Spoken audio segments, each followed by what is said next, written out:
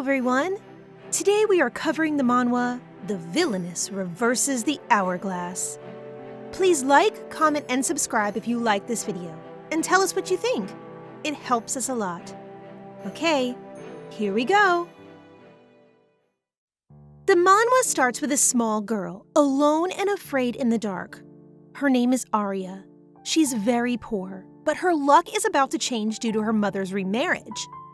The remarriage was a financial success, with the girl growing up in riches. She was beautiful, but she was spoiled, and soon she ended up being the most evil woman in the world.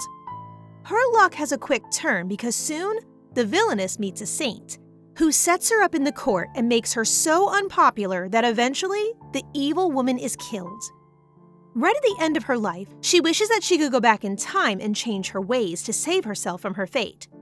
Suddenly, a miracle happens. She is whisked away back in time to her childhood, and the hourglass has made new encounters for her as she makes her way to rewrite her fate. A maid has just dropped a glass, and the glass has cut Aria's leg. Everyone is frightened of Aria and her temper, but she forgives the maid to the surprise of everyone in the room. Aria excuses herself to find Mielle, a girl in the palace, and Aria's own stepsister.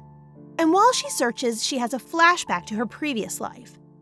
She remembers her execution and how in that timeline, Mielle set Aria up from the beginning to be despised by everyone in the palace. Mielle confesses that she poisoned Aria's mother, and she also tells Aria that she framed her to make it look like Aria was trying to poison Mielle in the same way. Aria swears to herself that she will repay Mielle for her actions and give her what she deserves. Aria is found by her maid Jessie. Jessie is quick to treat Aria's cut on her leg, and Aria regrets treating her so harshly in her past life. Jessica suggests that Aria rest, but as Aria gets into bed, she finds an hourglass under her covers. Aria thanks God as she sees the hourglass as a sign that she has a second chance at her life. Jessica is confused by Aria's behavior, but she remembers that she was sent by Mielle to watch over Aria, and so she sets her resolve to do so. Meanwhile, Count Rosente, Aria's stepfather, meets with Aria's mother and stepbrother. Mielle is also there with her father, the Count, and she wonders what he has brought her from his travels. Aria wants to recite a poem to her father, and Mielle responds with another in hopes of making Aria look bad. It doesn't work, and Mielle is left embarrassed before dinner is served. Aria is set on learning manners and making herself look as good as possible in her new life. Aria's tutor, Sarah Loren, daughter of Viscount Loren, commends Aria on her improvements in her table manners. Aria is determined to become better than Mielle, who excels in the court due to her beauty and charm. Since Aria knows that in the future, Sarah will become a marchioness, she wants to get on Sarah's good side and stay there, in hopes that Sarah will take care of her and be a stepping stone to power for Aria in the future. Aria's good manners have Sarah completely fooled, and she believes that someone must be jealous of Aria, since her mannerisms are becoming so prim and proper. Aria remembers a previous day where she had dinner with her family. Mielle comments that before, she thought that the servants were bringing Aria messed up food due to Aria's plates being so messy. Aria embarrasses Mielle by reminding her that Aria had never seen food in such good state before, and Mielle is admonished by her father for speaking so carelessly. In the present day, Aria asks Sarah to teach her embroidery, and the young girl learns it well. Aria wants to make a handkerchief for her new father in order to get on his good side, but she doesn't want Mielle to find out, in fear that Mielle will start training in embroidery and give her father a gift as well. Mielle does the handkerchief well, and sets her sights on embroidering a golden rose, the family crest of the Dukedom Frederick. Aria intends to wedge herself between Mielle and her future fiancé, Oscar Frederick. Mielle gives her father the handkerchief that she embroidered, all the while being jealous of Aria's skill at the craft. At dinner that evening, Mielle suggests to her father that he invest in leather, as it is a current fashion trend. Aria explains to her father that leather might become unpopular since it has issues in its manufacturing, and she tells her father that fur might be a better investment due to a princess starting a trend with it. You have to admit, Aria is really a smart girl. So sneaky. Aria's father leaves soon after that to go purchase fur to invest in. And before he leaves, Aria makes sure everyone sees her give him the handkerchief that she worked on. Later, Aria has tea with her mother and they discuss finding a husband for Aria. Once again, Oscar Frederick comes up in conversation. Aria's mother suggests that perhaps one lady from the family, either Aria or Mielle, could marry into the Frederick family. Aria is celebrating her small wins. Her brother Kane is off training in the academy, and Mielle won't come out of her room because she is busy building her embroidery skills. As a result, Aria is spending time with her teacher, Sarah. Sarah invites Aria to tea with some of her friends, and Aria uses the opportunity to get rid of rumors about her rude behavior and terrible attitude that had been going around in court. Aria plans to go get new clothes for tea, but one look at her wardrobe has her making a different plan. She orders Jessie, her servant, to get rid of her outdoor clothes, but soon realizes that she cannot go out shopping with her indoor clothes. As a result, Aria concocts a plan to borrow clothes from Mielle. Aria sets all her old clothes on fire and makes a huge show out of not having any more clothes to wear to the servants and to her mother. Her mother orders her to borrow more clothing from someone of a similar build to her, and so Aria makes her way to Mielle. Aria makes a point to borrow the dress that Oscar gave Mielle as a gift for her last birthday, and Mielle has no choice but to let Aria borrow the dress in order to keep her image as the nice, proper lady of the house. Aria arrives at the square to go shopping. She looks around at one shop and chooses to dress modestly in hopes that it will both impress her father and also make him want to spend more money on her. On the way out of the shop, Aria sees a young boy selling newspapers, and she remembers from her past life that he died tragically due to a carriage incident while he was out selling the paper. Aria tells Jessie to pay the boys a month's profit in advance and to buy his paper every time a new one comes out. In the carriage, on the way back to her home, Aria reads the paper and finds rumors on the crown prince. She wonders if it would be too much to have a prince on her side, but her thoughts are cut short by another stop. Aria goes to the shop that repaired her hourglass, and she pays the shop owner double for fixing the trinket so well. She looks around the shop, and as she looks, strange men in cloaks come into the shop. Aria feels as though she is in danger. But before she leaves, she tells the owner to sell his auction ticket that he has resting on the counter. Suddenly, one of the men grabs Aria's arm. He asks her why she told the man to sell the ticket, but Aria is frozen. She feels as if she has met this mysterious man before.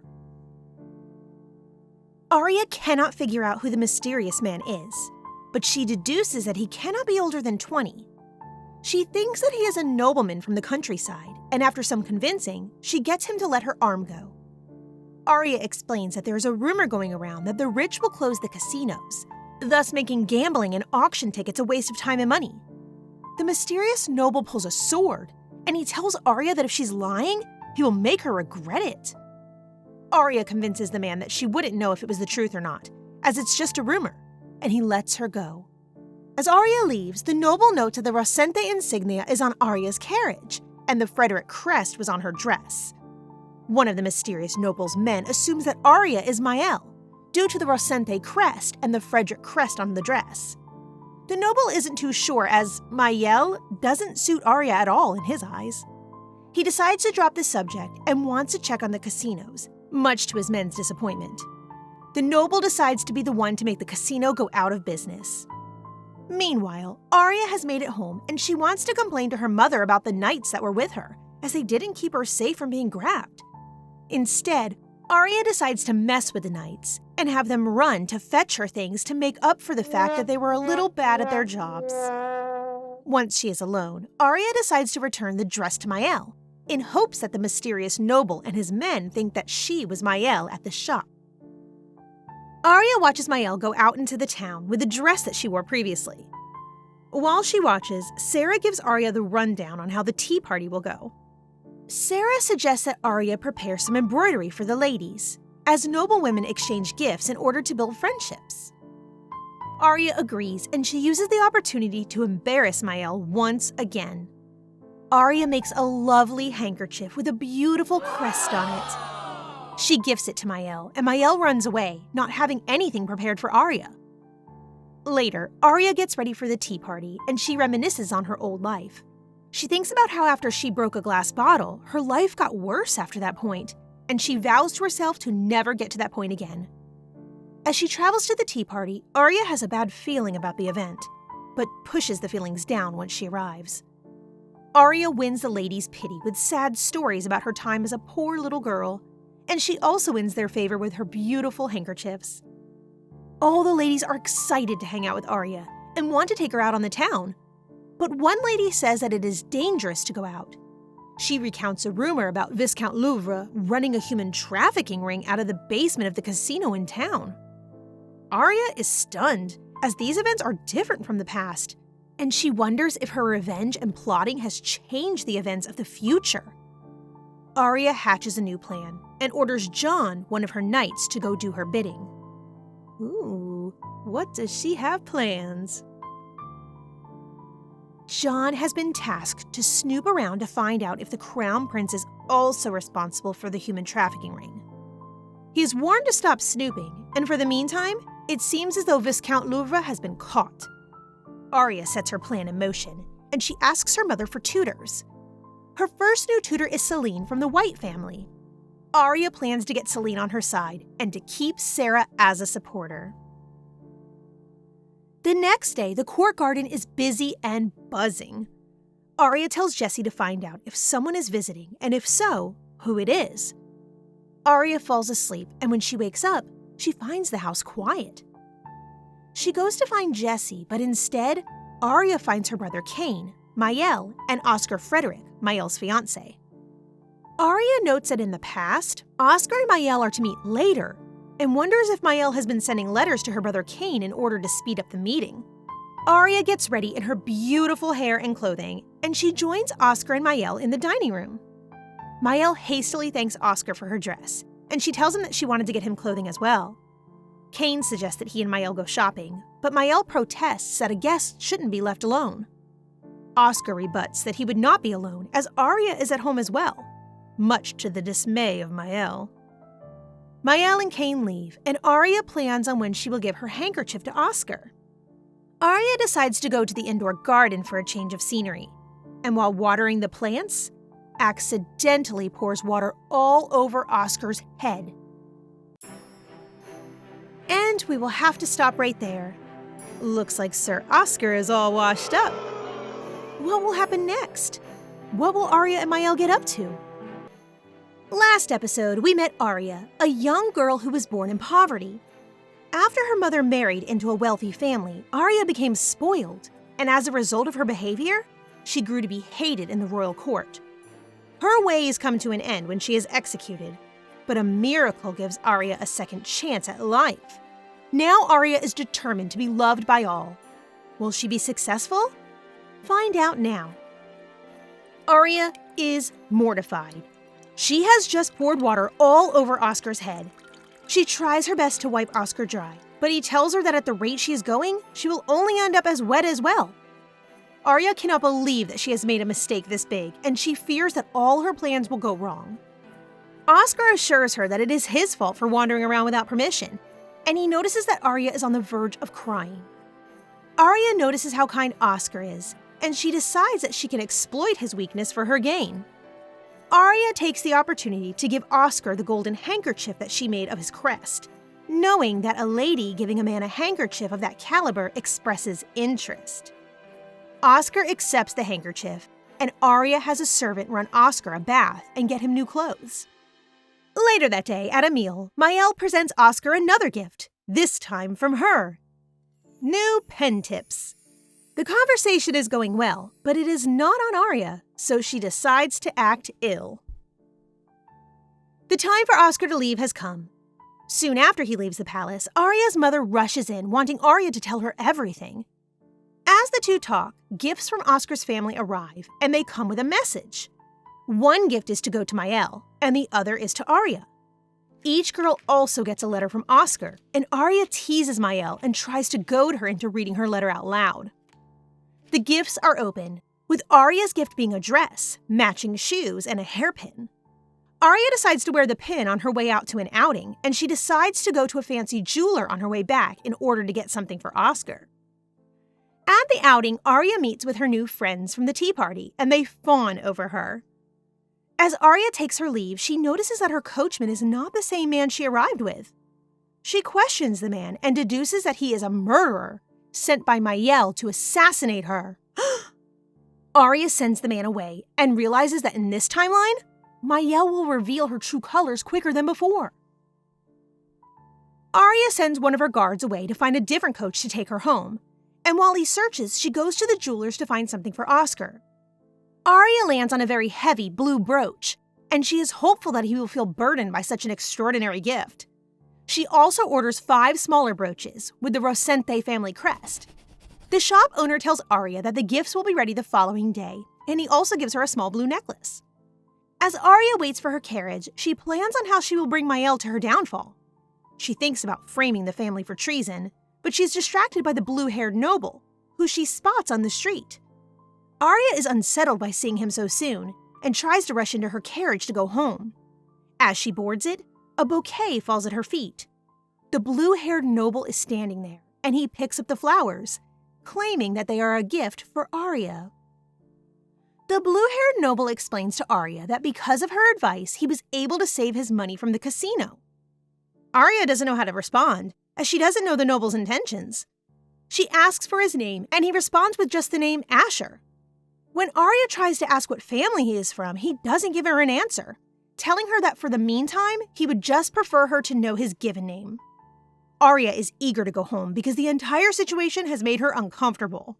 But Asher asks to kiss her hand before she goes. Aria refuses, saying that his behavior is quite different from the last time they met. Asher apologizes for being so aggressive, and Aria leaves for her home.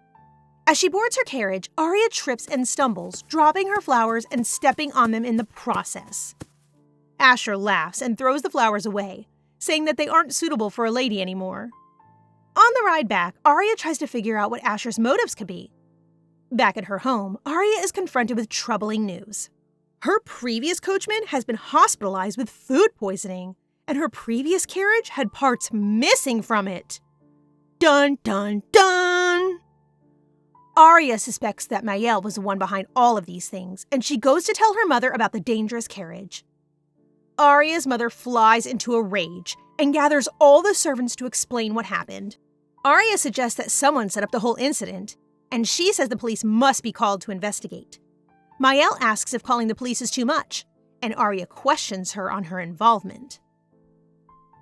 Mielle is nervous because Aria's questions are getting more serious.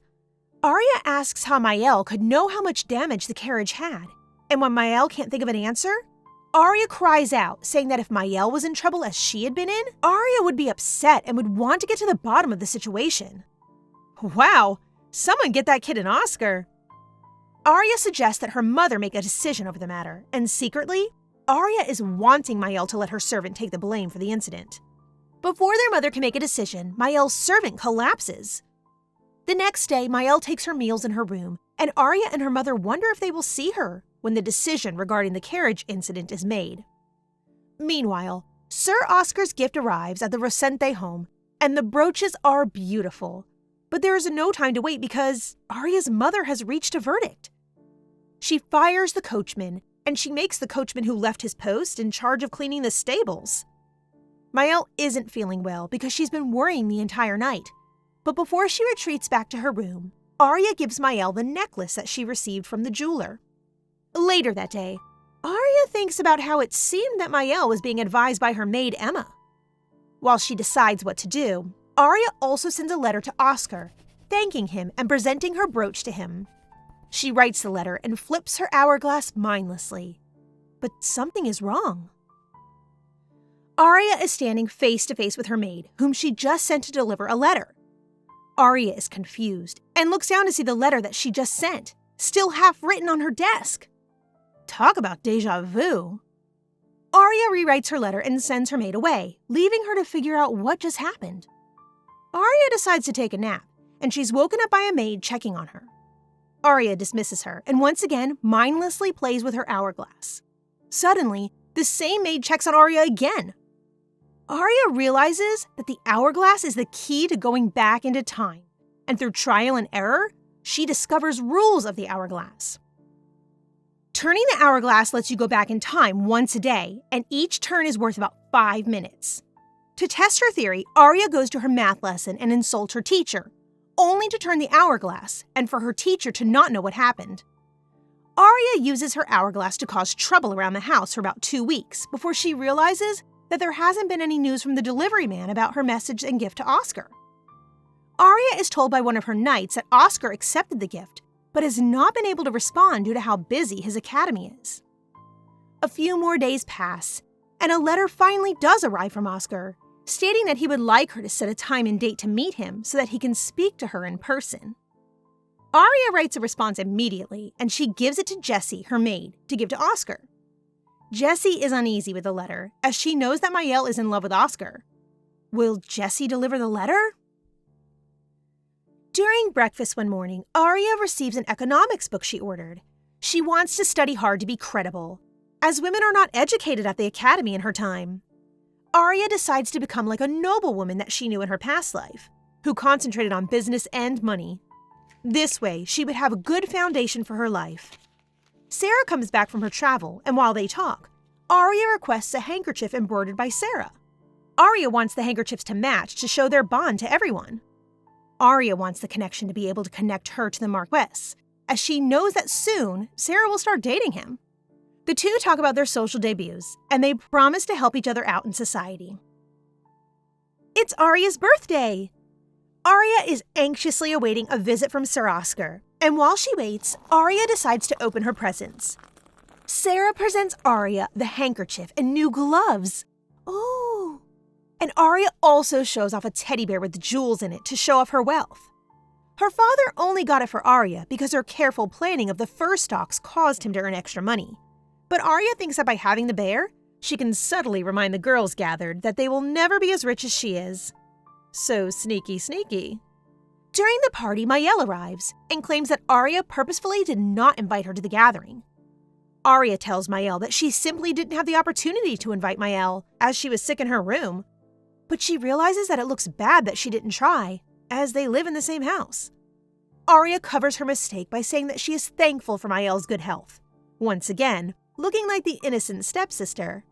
Later that night, Sir Oscar arrives. What does he want? Mielle is the first to greet Oscar, and the two talk about Aria's birthday. Mielle explains that she was not invited and how that upset her. She invites Oscar to her own birthday party as it is coming up, and Oscar reluctantly agrees. Aria arrives, and Mielle leaves. Aria shows him that she has been wearing the hairpin he gave her, and she tells him that he is the first person that she has gotten a gift for. Oscar actually brought the brooch back to return, but Aria convinces him to wear it instead. Oscar gifts Aria a bouquet of flowers, and Aria asks to be his pen pal. She convinces him to be pen pals, even though Oscar is nervous about constantly writing to his fiancée's sister. Poor baby needs to stand up for himself. The next morning, Aria considers getting a watch, as she used her hourglass to make sure that Oscar said yes to her request. Jessie gives Aria her lunch, and Aria tells Jessie that she likes her more than Jessie thinks. What is Aria up to? Aria pins a brooch on Jessie, and it is the brooch of the Rosente estate. She then sends Jessie to get her a watch from the jewelers that reset every 5 minutes. As Jessie leaves, Sarah arrives, and as her own maid is gone, Aria picks one of Mielle's maids to bring tea. She decides that she would like one of Mielle's maids on her side, and Aria tries to keep the maid until Jessie returns. The maid refuses, and Aria asks about the freckled maid instead. The freckled girl is named Annie, and she is the youngest maid out of all. After Aria receives the info she wants, she takes her hourglass and rewinds time, using her knowledge to request Annie. Sarah and Aria discuss their social debuts in more detail, and they dance to practice for the debut. Their dancing entrances Annie, and suddenly, Jessie bursts into the room. Aria dismisses Annie, and later, at dinner, Mielle tells Aria that she can pick any of her maids to help when Jessie is away. Annie is chosen, and Aria uses her closeness to dazzle and flirt with Annie. Aria, what are you up to? Aria is still on her path to ruin Mielle and her family, and she has decided that the easiest way to do this is to steal Mielle's fiancé, Oscar, away from her. Aria has been making relationships and plans with everyone close to Mielle in the hopes that she can turn them all against her stepsister. Will she get closer to her goal? Find out now. Aria is working harder than ever to ruin Mielle, and she wants to get close to Mielle's young maid, Annie, as a part of her plan. She gives Annie many gifts, a pretty red bow, expensive makeup, and even a few lessons on how to behave in a proper manner in hopes that Annie will want to leave Mielle and serve Aria permanently. Aria's tactics don't work immediately how she'd like them to, but there are bigger matters to be worried about. Oscar hasn't written back in quite some time, and he promised to be Aria's pen pal. Aria wonders what could be wrong since Sir Oscar doesn't seem like the type to lie. And on the day of Mielle's birthday party, a carriage arrives, and Aria thinks that it must be Sir Oscar. Who is in the carriage? It's their father. He has come back for Mielle's birthday, and he has brought a young man with him named Rain Pino. Aria doesn't remember Rain from the past, and in fact has never seen him before. Is the timeline becoming mixed up again? Aria still wants to embarrass Mielle at her birthday party, and when she sees that Mielle's dress looks similar to the dress that Sir Oscar gave her, Aria hatches an idea. She changes out of her old dress into the one that looks like Mielle's in order to give her a gift of flowers in front of all her guests. This way, it will look like Oscar didn't put much thought into the dress, and it would seem as though Mielle isn't at all that special to her fiancé. I know she's our protagonist, but the level of trickery Aria plays is insane. She's playing chess and everyone else is playing checkers. Anyway, as the guests whisper about the dresses, Mielle's brother, Kane, comes back. And guess who he's brought with him? Sir Oscar is here. Aria is confused and a little angry at Oscar's appearance. For one, he never appeared at any of Mielle's birthday parties in the past, so the timeline might be getting messy again.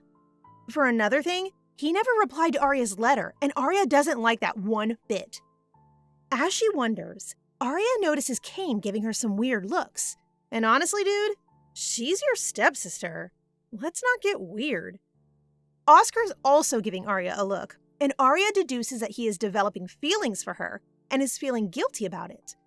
Aria excuses herself from everyone's company, but she isn't surprised when Sir Oscar follows her and finds her. Oscar sits down to talk to Aria, and the two discuss the party.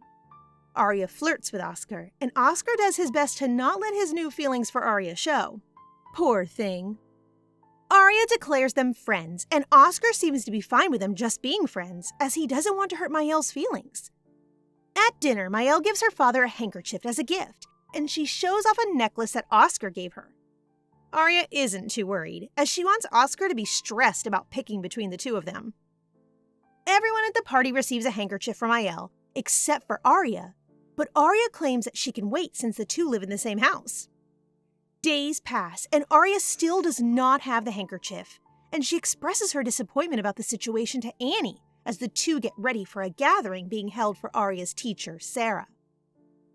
After Annie tells Aria how Mielle embroidered her handkerchief so well, Aria pins a brooch on Annie and tells her to become her maid, and Annie accepts. Rain is back, and he's brought more gifts for Mielle. He says that the gifts are from his master, but when Aria's mother asks who exactly his master is, he refuses to reveal who it is.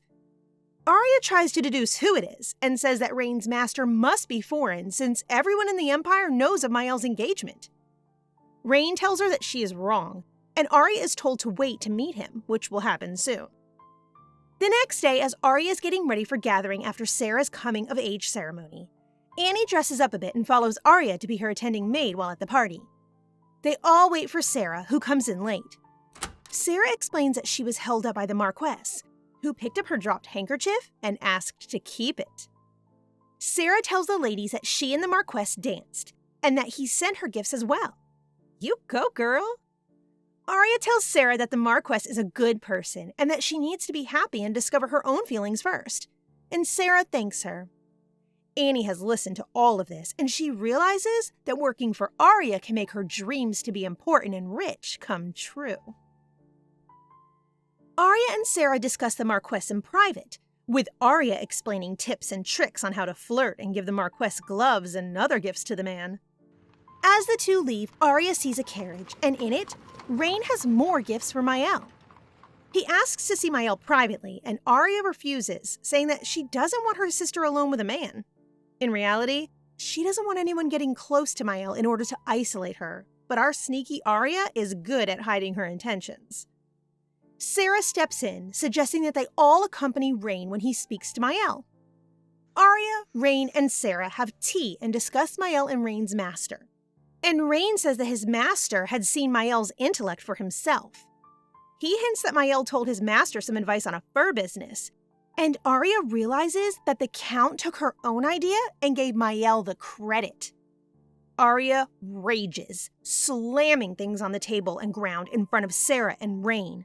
But suddenly, she turns her hourglass, and the conversation resumes 5 minutes in the past. Mielle joins the gathering, and Rain asks her a question regarding the casino where human trafficking took place. Mielle is in favor of reopening the casino and putting a statue in front to honor the crown prince. Aria is not in favor, seeing that it would make people turn against the imperial palace due to the money they could lose there.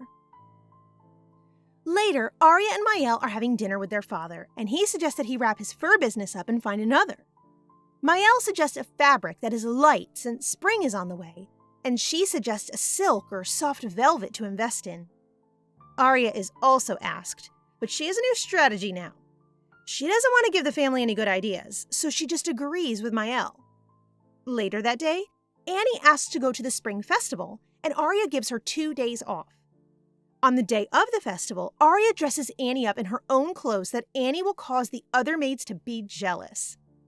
Annie leaves, and Jessie arrives. Aria asks Jessie if she wants to go to the festival as well, and Jessie suggests that they both go together. At the festival, Aria enjoys herself with Jessie and her knight, and she runs into Asher once again. He asks her if she's been receiving gifts, as her clothes are very modest. Suddenly, a bomb goes off in the middle of the festival. Asher grabs Aria's arm and runs, separating her from Jessie. Asher and Aria stop to rest far away from the festival. Asher is a little lost, and Aria has no clue where she is. Aria turns around to try to head back to the estate, but her foot is hurt. Asher notices and offers to carry her, but Aria refuses, opting instead to take her shoes off and bear the pain. Asher follows Aria, saying that he would be useful to her. He tells Aria that he knows a lot about her and promises to tell her about him when they grow closer. He turns and walks away, and just in time, Jessie and Aria's knights find Aria and bring her back to the estate. Back at the estate, Annie tells Aria what she found out about the festival. Apparently, too many fireworks went off at once, making a huge explosion. She also tells Aria that Mielle sent a letter to Sir Frederick, and the letter was full of things about Oscar. Mielle's personal maid is determined to make sure Mielle stays happy. She has looked after Mielle like she is her own child, and now Oscar's sister is here to discuss the engagement between Oscar and Mielle. Oscar's sister Isis tells Mielle that she will scold her brother for being too busy to speak to Mielle, and she assures Mielle that the engagement will go as planned. Oscar arrives, and they all talk about how the engagement will secure power for Oscar's family and for Mielle and her family as well. Oscar doesn't look too sure about the engagement, and Isis asks if the rumor that he has feelings for Aria is true. Uh-oh. Isis slaps Oscar, and she tells him to get rid of his feelings by getting rid of the source of them. Oscar protests, saying that he is always listening to his sister and doing what she wants. Isis tells Oscar to follow her lead and write a letter to Mielle and apologize for being cold to her.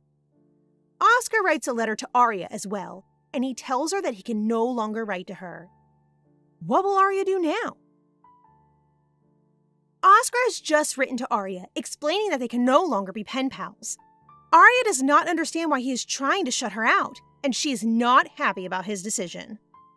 Annie goes to retrieve cold water for Aria, and when she comes back, she has bad news. Oscar's letter to Mielle has arrived as well, and he actually mentioned his engagement to her in the letter. Aria doesn't think that Oscar really wrote the letter, as when Annie recites what it said, it sounds too flowery for Oscar to have written. Aria deduces that Isis must have written it to make her brother look good and to secure the engagement. Annie confirms that Aria's theory makes sense, as Oscar is indifferent to Mielle. But when Isis visits, Mielle gets more gifts from Oscar.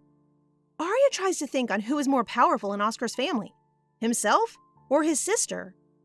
As Aria knows from the past that soon Isis would be married to the royal family, Aria had been focusing on Oscar to secure her place in society. Aria realizes that her fate is actually in Isis's hands, since she is the one telling her brother how to woo Mielle, and is making sure Oscar stays engaged to Mielle. Later at dinner, Mielle is wearing a hairpin that she received from the Frederick family. Aria notices Mielle's maid looking pleased as well as Mielle, and she vows to get rid of both of them. Mielle is asked once again for advice on taxes, and she thinks that it would be best to entrust them to officials. Aria suggests setting up warehouses near the capital to get around extra taxes that come with moving goods. And Aria's stepfather and Sir Rain love the idea. Rain brings up how Mielle came up with the trend of fur, and Aria's mother gives everyone a side-eye as she knows that the fur trend was her daughter's idea. Will she do something about it? Mielle leaves in the morning to go to Isis's birthday party, wearing a dress given to her by Sir Oscar and Isis. At the party, Mielle does her best to give herself a solid foundation in society, and so she finds Isis to speak to. Isis compliments her dress, and Mielle explains that Oscar was the one who gifted it to her. Sir Oscar arrives at the party as well, and everything is going according to Isis's plan, until the prince shows up. And guess what? The prince is Asher? Oh, wow. When Asher shows up, he is surprised to hear that Mielle is at the party, but he welcomes her nonetheless. However, when he takes a closer look, he realizes that Mielle is not the Mielle that he knows. He's gotten Aria and Mielle mixed up, and he believed that Aria's name was Mielle. He wonders where Aria is while everyone else tries to figure out what their relationship could possibly be. What are we going to do now? Things are heating up. Aria's plans to ruin Mielle and the Resente family are beginning to get tangled up with the Frederick family, who is the family of Oscar, Mielle's fiancé, and the royal family. Can Aria get everything under control, or will all her plans be wasted? Find out now. Prince Asher is finally getting caught up on who exactly he's been meeting and talking to. Turns out, he has thought that Aria was Mielle this entire time.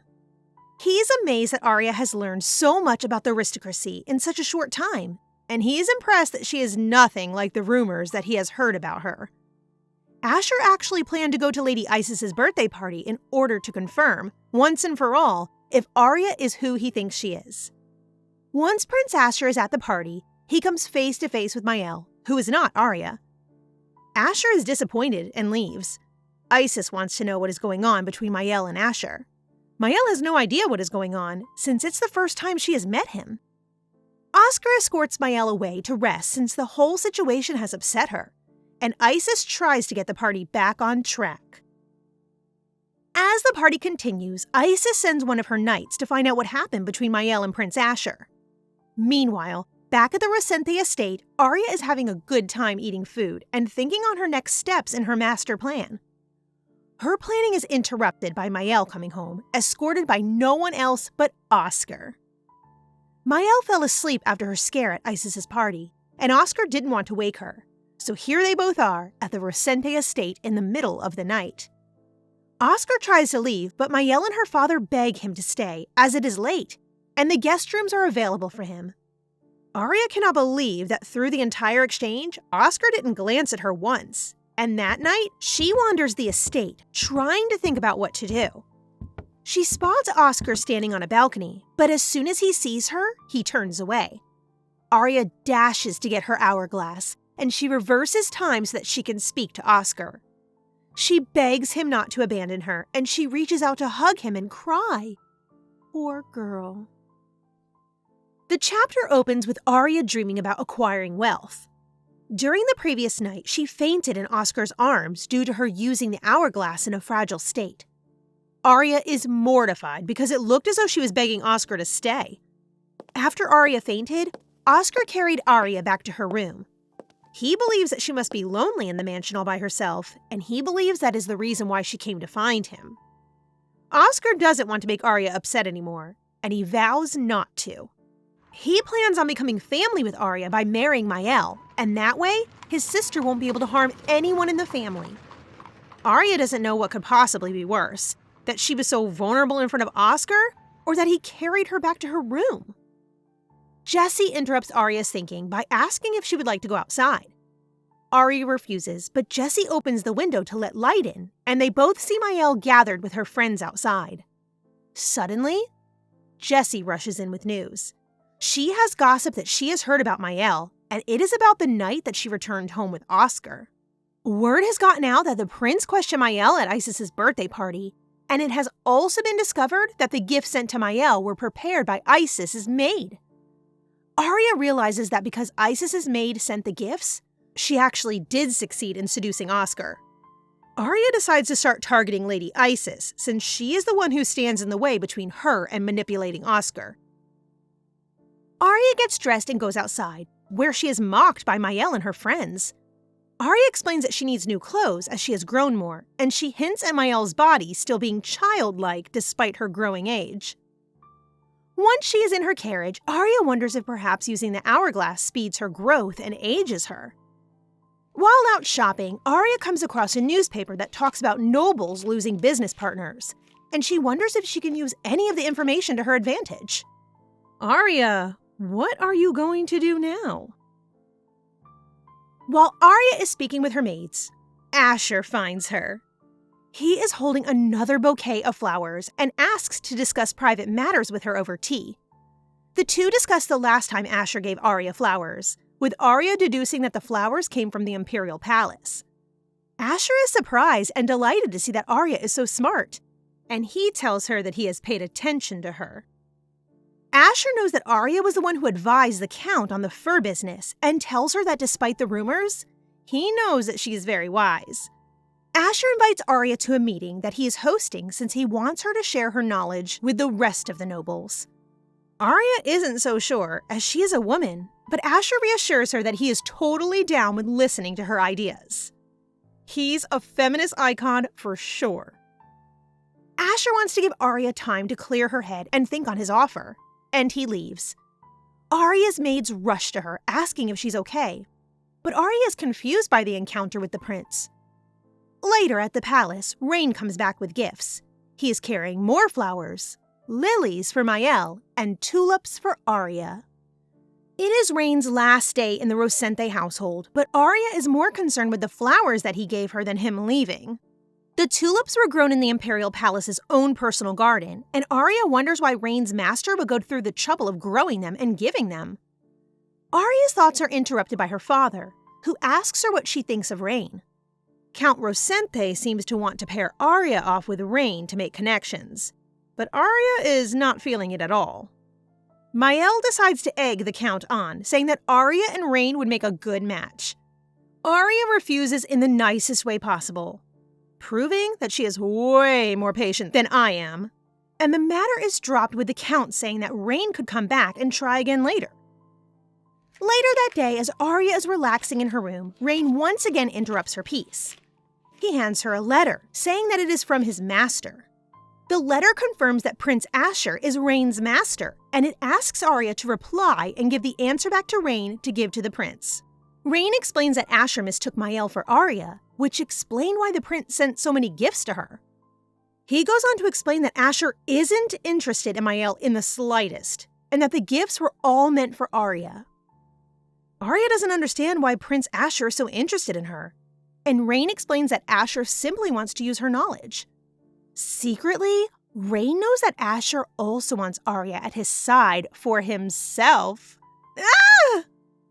Aria accepts Asher's proposal, agreeing to go to the meeting. Later, at a gathering, Aria's reputation is doing amazingly. Ladies gather around her and tell her that the rumors about her couldn't be true at all, since she is so lovely. Sarah is there as well, listening in on the conversation, and when the topic turns to suitors that Aria might have, Sarah feels jealous. Sarah, what will you do? Aria has appointed Jessie and Annie, her two maids, as her playmates. The role is usually filled by nobles, but Aria wants Jessie and Annie to be her playmates because she knows that they are loyal to her. Clever girl. Emma is sending a new maid from Mielle to spy on Aria, and so Aria wants to be careful in the presence of the new maid. The new maid's name is Varie, and Aria remembers her from her past life. Varie was the one who poisoned Mielle on Aria's behalf, setting Aria up to be beheaded. Aria decides to mess with Varie in order to get her revenge. Aria criticizes everything that Varie does, slapping her hands every time she messes up. Varie dashes away to get a break, and Aria asks Annie and Jessie to help her discipline her new maid. Later, Aria attends Prince Asher's meeting. She is still hesitant due to being surrounded by men. One man, Vika, makes a point to introduce himself to Aria before the meeting begins. The meeting centers around the casino. Foreign countries have begun to take interest in the casino since the prince has taken over management of it. Aria suggests giving the responsibility of the casino to the nobles instead of the crown, so that when things go wrong, the people wouldn't blame the prince. Vika argues that this will make the prince look weak, and that the people would criticize him for not managing an important business in the kingdom. Aria fights for her opinion, saying that in the long run, the casino won't benefit the kingdom and would be a lost cause. The men are stunned, and they ask Aria how she could possibly know that. Prince Asher stops the men, saying that he likes Aria's idea, as it would give the crown a way to discipline the nobles, since the crown has been wary of them for quite some time. The meeting is dismissed, and Prince Asher asks Aria what she thought of the meeting. Aria answers his question with a question. She wants to know just who Prince Asher really is. Aria wants to know why Prince Asher has hidden his identity from her for so long. Asher explains that he wanted to know more about Aria and that she is interesting to him. The fur business idea caught his attention, and Aria wonders if the prince likes to collect smart people to further himself in society. Aria asks again to reveal his identity fully, but Asher denies her, as he doesn't have any protection against aristocratic families like the Rosentes, should word get out that he is the crown prince. Asher simply says that he is attracted to Aria's intelligence, and Aria is mesmerized by him. Aria turns to go, flustered, but Asher follows, asking if she herself has any idea who he might really be. Aria reveals that she deduced that he is the crown prince, surprising Asher. God, this girl is smart. Asher is surprised that Aria has caught on so quickly, but he decides to let her leave and invites her to the next meeting. Meanwhile, at the Rosente household, Rain has sent more flowers. Mielle tells her father that Rain must have feelings for Aria, as he keeps sending flowers to the household. Aria interrupts Mielle, asking about an update on a warehouse that she suggested he get. Count Rosente says that the warehouse is doing well, and Aria decides to see how things are doing in the business district for herself. The next day, she gets a fake ID and takes Annie with her to the casino. Aria goes to the casino for several days, winning games each day, thanks to her hourglass. Aria is so clever, but what could she be up to? Aria is still at the casino, and she's a little weak after using the hourglass for 3 days in a row. She splits up with Annie in order to find a carriage to leave. Aria is chased down by the gamblers who want to know her secret to winning, and she runs away from them all throughout the casino. She runs into a man with a golden lion mask, and he shows her a rented room and allows her to hide there as the gamblers look for her. The man in the lion mask tells Aria that he has heard much about her, and that he is interested in her.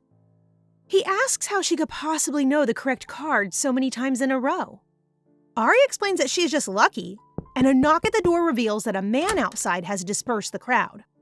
As soon as Aria leaves, the man in the golden mask lifts his head to reveal that he is in fact Prince Asher. He is at the casino with another noble, Vika, on a tour to assess how well the casino is doing.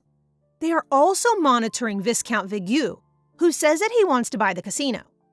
Prince Asher plans on keeping the transaction a secret from Lady Isis, but he has no worry since he knows that as a noble, Viscount Vigue will want to acquire wealth on his own without others knowing. It seems everyone in this kingdom is sneaky, huh? Asher thinks about how to fix the power imbalance between the rich nobles and the poor lower class, and he wonders why Aria keeps coming up in his mind. I think he has a crush. Meanwhile, Aria is regrouping after escaping the casino. She has finally gotten enough money to start enacting her plans, so Aria asks Annie to get her brother and bring him to her. Andrew, Annie's older brother, has arrived, and Aria orders him to buy sugar in bulk. A little while later, Aria overhears her house teachers discussing a power struggle that is happening in some families of noble houses. Sounds like things are heating up in the kingdom. Aria's eavesdropping is interrupted by Sarah, who invites Aria to a meal with the Marquess. However, before Aria can get to dinner with the Marquess, she first goes back to another meeting with the nobles and Asher. The meeting discusses nobles who have been losing money through lost clients, and those in the meeting are worried that the lost money will lead to power imbalances and blame going to the crown. The casino makes enough money to make up for the lost funds, but Aria is curious about the relationship between the casino, the crown prince, and the Viscount Vigue. When Aria is told that the prince intends to sell the casino to the Viscount, Aria is surprised, as this did not happen in the past. Asher explains that the crown prince surveyed the casino and picked the right person to sell to in order to exploit them, and Aria agrees that a noble would be the correct choice to avoid criticism of the crown. After the meeting is dismissed, Asher chases Aria down to tell her that she was amazing in the meeting. Ooh, is Asher falling for our Aria? Isis is making her way to the Resente estate, and she is very annoyed that Viscount Vigue has bought the casino. She meets Mielle at the entrance, and the two sit down to talk about Oscar. Isis compliments a blue brooch that Oscar gave her, and she lies and says that he has a similar one and is wearing it as a couple's brooch for her. Isis comments that Aria is rude, as she did not come down to see her, but Mielle tells Isis that it is better that the two don't meet at all. Isis ignores Mielle, and she makes a maid bring Aria to her. Aria's manners are better than Isis could have anticipated, so there is nothing Isis can use to incriminate Aria. They dismiss Aria, and when Aria goes back to her room, she meets Annie, who has gotten a call from her brother. Andrew has been successful in buying Aria sugar, and now Aria has more pieces in place to get more money for her plans. Later at dinner, the food is not good. Count Resente reveals that because sugar is so expensive in the kingdom, it will be hard to get good food. Aria is glad to hear this, and she keeps the knowledge of her own personal sugar stores secret. The next day during tea, Annie asks Aria if she wants to just sell her sugar by herself. Aria wants to stay low profile and opts instead to wait, as once her investment in the sugar meets her target, she will be sure to get the money back and profit from all of it. Aria wants to keep her stocks as diverse as possible to mitigate any loss she might have. Sounds like Aria could have been a Bitcoin bro, huh? Aria hatches an idea to use perfumed hair oil as it smells sweet, to make things smell and taste better. She remembers the name of a noble from whom she bought the oil from, Baron Burboom, and she writes him a letter asking to invest in more supplies in exchange for more money for oil and more oil sent to Aria. In a few weeks, Baron Burboom sends gifts to Aria, thanking her for her foresight, as it made him very profitable. The problem? Baron Burboom assumed that Aria was a man, and he sent a man's cravat as a gift. What will Aria do now? Aria arrives to Baron Burboom and returns the gift. Burboom is surprised to see Aria, a woman, and he begs her forgiveness. While at the Baron's store, Aria buys many perfumed oils, and Burboom gives Aria and Annie more oils and beautiful bouquets as a gift. He even calls Annie beautiful. On the way back to the mansion, Aria considers marrying Annie off to the Baron, as it would benefit Aria to have the connection. The problem, though, is that the two don't have a relationship, so Aria gets rid of all the oils by giving them away to the maids of the estate, and then promises to send Annie back out to get more. That way, Annie would have to build a relationship with the Baron. Later, at dinner, Aria notices that her food tastes fine, while the others at the table cannot eat their food. She smells perfumed oil and looks at the maids, who smile back at her. Looks like Aria is building relationships wonderfully. Rain is back again. He brought sugar and honey for Mielle and a huge present for Aria. A man in a cloak takes it up to Aria's room, and when he takes off his cloak, he reveals that it is Asher. Asher explains that he just wanted to see Aria. He is so cute. That is so sweet. However, Rain comes and says that it is time for Asher to go, and Asher promises to meet again soon. Aria opens the present, and in it, there are pretty jewels and dresses. Aria thinks that Asher is cute for getting her the presents, but she no longer exploits men, so she doesn't know what to do. Later, Aria dismisses her tutors to get more to train her in financial matters. Aria also receives a letter from Sarah, who wants to meet her soon for a meal with the Marquess. Once Aria arrives at the estate of the Marquess, she is greeted by the Marquess and Sarah. They both thank Aria for setting them up together, and Aria wishes them happiness. Is Aria losing some of her edge? Another year has passed, and Aria is planning for her birthday once again. She wants another modest party, to make contrast of Mielle's lavish one that will come right after. At Mielle's party, the ladies talk about Aria poorly, and Annie wants to teach them all a lesson. But Aria isn't paying much attention to them.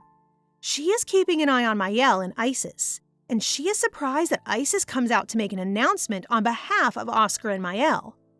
What could she want to say? Isis announced that the engagement between Oscar and Mielle is finalized, and Aria rushes out. She is upset as Oscar was her best emotional weapon against Mielle, and now he is unusable. Aria finds a box with yellow roses and opens it to find a red brooch that she had given Oscar. Later at dinner, Count Rosente discusses when the engagement ceremony for Mielle would be. Mielle spies the red brooch that Aria is wearing, and later that night, she breaks down in anger. Mielle thinks that Aria wants Oscar for herself. So what will she do? Mielle is finally catching on, realizing that Aria plans to ruin her and her family. She wants to get to Aria before Aria gets to her, and so she does her best to scheme and plan with her maids and Lady Isis. Will she be successful? Or will Aria once again get the upper hand? Find out now. Mielle's maid Emma is checking on her after a breakdown that Mielle has had. After Mielle confirms that she is fine, she asks if there's any word from the maid that she sent to spy on Aria. The new maid, Veri, isn't having much luck as Aria, Annie, and Jessie keep her so busy that she doesn't have time to report back to Mielle. Mielle decides to write a letter to Oscar and Lady Isis, but her maid advises her against it, as several bankruptcies have been gripping the nobles. Mielle's maid vows to take care of things herself, and Mielle suggests putting insect repellent in Aria's tea. Emma takes the suggestion, and in the meantime, she tells Mielle to worry about a new faction that is composed of young nobles being successful in new businesses that they are creating. Emma suggests that Mielle and Lady Isis align themselves with these nobles, as more connections mean more money and power for them. Mielle invites them, and Aria is wondering why Mielle would bother to invite lower-level nobles for a tea party. As this never happened in the past, Aria decides to invite herself to the tea party to check on Mielle herself. Aria joins the party, and the nobles there pay attention to her, leaving Mielle out of the spotlight. Aria encourages the women to have a personal hand in each of their businesses, contradicting Mielle, who believes that the noble women should just manage their households. The lady seems to like Aria more than Mielle, but Aria is surprised that Mielle even thought to invite the women and tried to make connections with them. Mielle has Emma give out rose-shaped brooches to the women in attendance, but it seems that these gifts are too extravagant for the women. The women turn them down, and Mielle cuts the meeting short, also informing the nobles that there will not be another meeting. As Mielle leaves, Aria volunteers to host the next meeting, but the women invite her to a meeting of their own. Rain is with Prince Asher, and he has a report on the Baron Burboom and his associates. The prince has received an invitation to their meeting, and Rain suggests that the prince goes. The prince wants the investor of Baron Burboom to be on his side if they are not a part of the aristocratic faction, as the investor has made the Baron very rich. Prince Asher agrees to go, and Rain has another report about the nobles who tried to send the prince away from the capital. The Fredericks, Isis and Oscar's family, have been pressuring the Emperor to release all the luxury items that were held up in the capital. As a result, the Emperor wants Prince Asher back home as soon as possible. Asher agrees to let luxury items back into the market, which includes sugar, and the two speak about the person who ramped up sugar prices in the market in the first place. Looks like Aria is shaking things up even when she isn't around. Rain suggests that Prince Asher visit Aria, and he mentions that it would be easy due to his powers. Asher explains that he would suffer an adverse reaction to using his powers, as there is such a large distance between Aria and him. Later, Prince Asher writes a letter to Marquess Vincent's office, telling him to sell all luxury goods at less than half of their current value. Vincent wonders why the prince is attacking the aristocratic faction so hard, but he isn't complaining since the faction holds monopolies everywhere, from luxury goods to the casinos. As a matter of fact, the casino is in trouble, as the prince has gone and arrested everyone inside for tax evasion and frauds. The news reaches Aria, and while she is happy that she was right, she worries that if the aristocrats fall, that she and her family will go down with them. Is she right? In the meantime, Aria is goading Vary into showing her true colors by continuing to bully her. Will Vary fall for the trap? The Rosente family, minus Aria, are getting anxious with the dropping price of luxury goods. Aria's father cannot believe that the price drop has happened, as he thought that Vincent was a neutral party between the crown and the aristocracy. It has also come to light that a book containing those who were involved in the corruption of the casino has fallen into the hands of the prince. Aria wonders if her actions have caused a butterfly effect, and she starts to wonder if perhaps Asher is a secret child of the Emperor.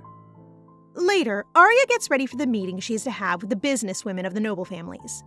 She arrives at the meeting and is happy to see Baron Burboom in attendance. Annie seems pretty glad he's there too. Another mystery noble, Louis Pinonua, arrives at the meeting and he greets Burboom. In reality, Pinonua is Asher in disguise, but in order to get an unbiased view on the nobles, he must show up in secret. Aria and Asher catch each other's eyes, and they're both surprised to find the other there. Aria tries to put Asher on the spot in order to see what his intentions are, and she asks what the business is that his investor is backing. Asher's business idea? A school. Asher plans on establishing a school in the capital, and the school would accept anyone, regardless of wealth or status. It would train commoners in business, and in turn, the business people of the capital would fund the school in order to get more business people in the future. The more the nobles invest in the school, the more they would be able to get out of it. Aria isn't too sure, remembering her past life how she longed to go to school, but could not as she was too busy trying to get food and survive day to day. Asher assures her that the school would have a working student scholarship, meaning that working students would get a salary. We love a king who loves education here. Aria thinks that he just wants to give the opportunity to give commoners school education, as Asher already has the funds needed to open his school, and Asher tries to convince the room, saying that the need for talent that isn't corrupted by money and greed isn't needed. The room agrees for the most part, and they continue the meeting, but Aria cannot concentrate due to Asher's presence. At the end of the meeting, Asher asks Aria to take a walk to discuss some things, and Aria agrees.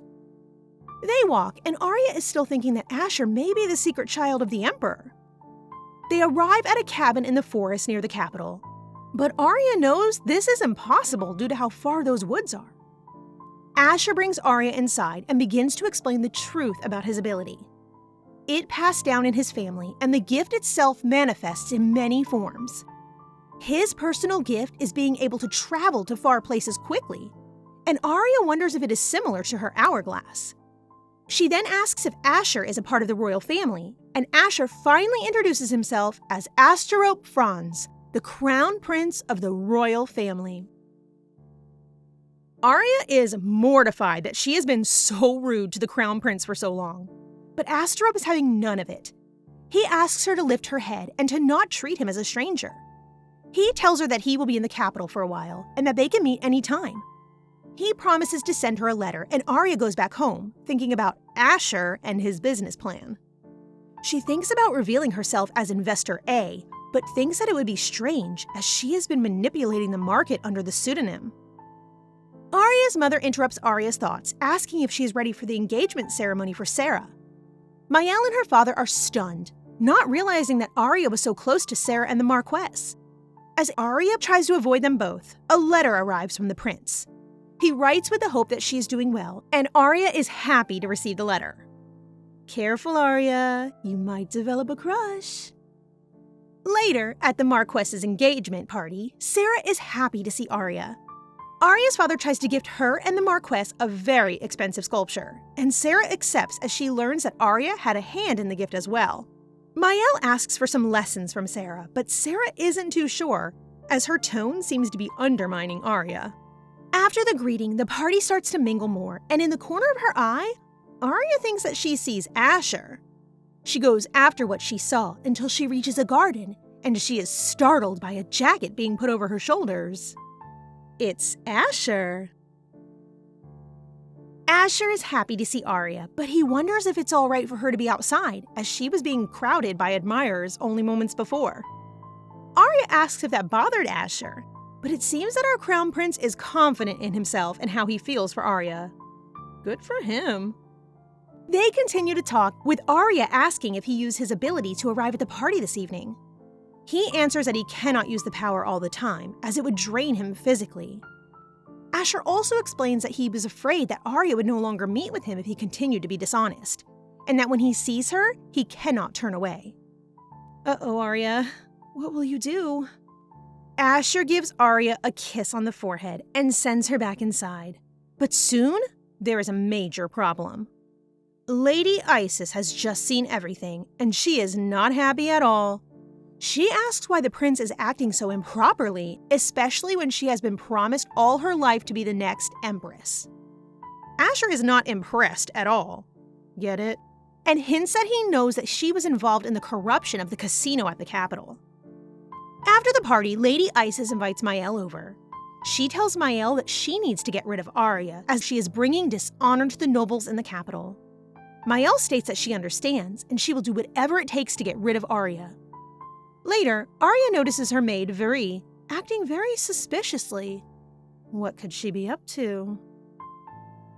While Aria is questioning Viri, Annie bursts in with another letter for Aria.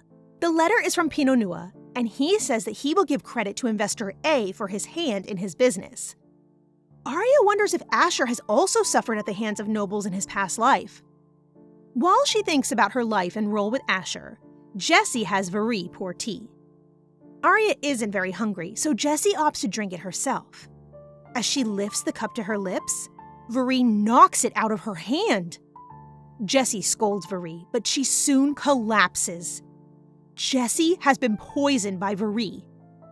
Aria uses her hourglass to reverse time, and this time, she pretends to drink the tea and collapse. The manor is in a flurry, and Aria's mother sends men after Viri. Aria is satisfied with all the pity she is receiving, and she also tells Mielle that perhaps Viri could have poisoned her, as Viri used to be Mielle's maid.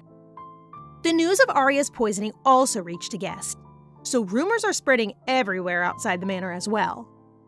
Aria asks Jessie if she could tell who was involved in her poisoning and why they did it, and if Jessie could spread those reasons around as well. A few days later, Sarah comes to visit Aria out of concern for her. She tells Aria that she will always be on her side, and Sarah reminds her that there are people that love her. People are still talking about Aria's poisoning.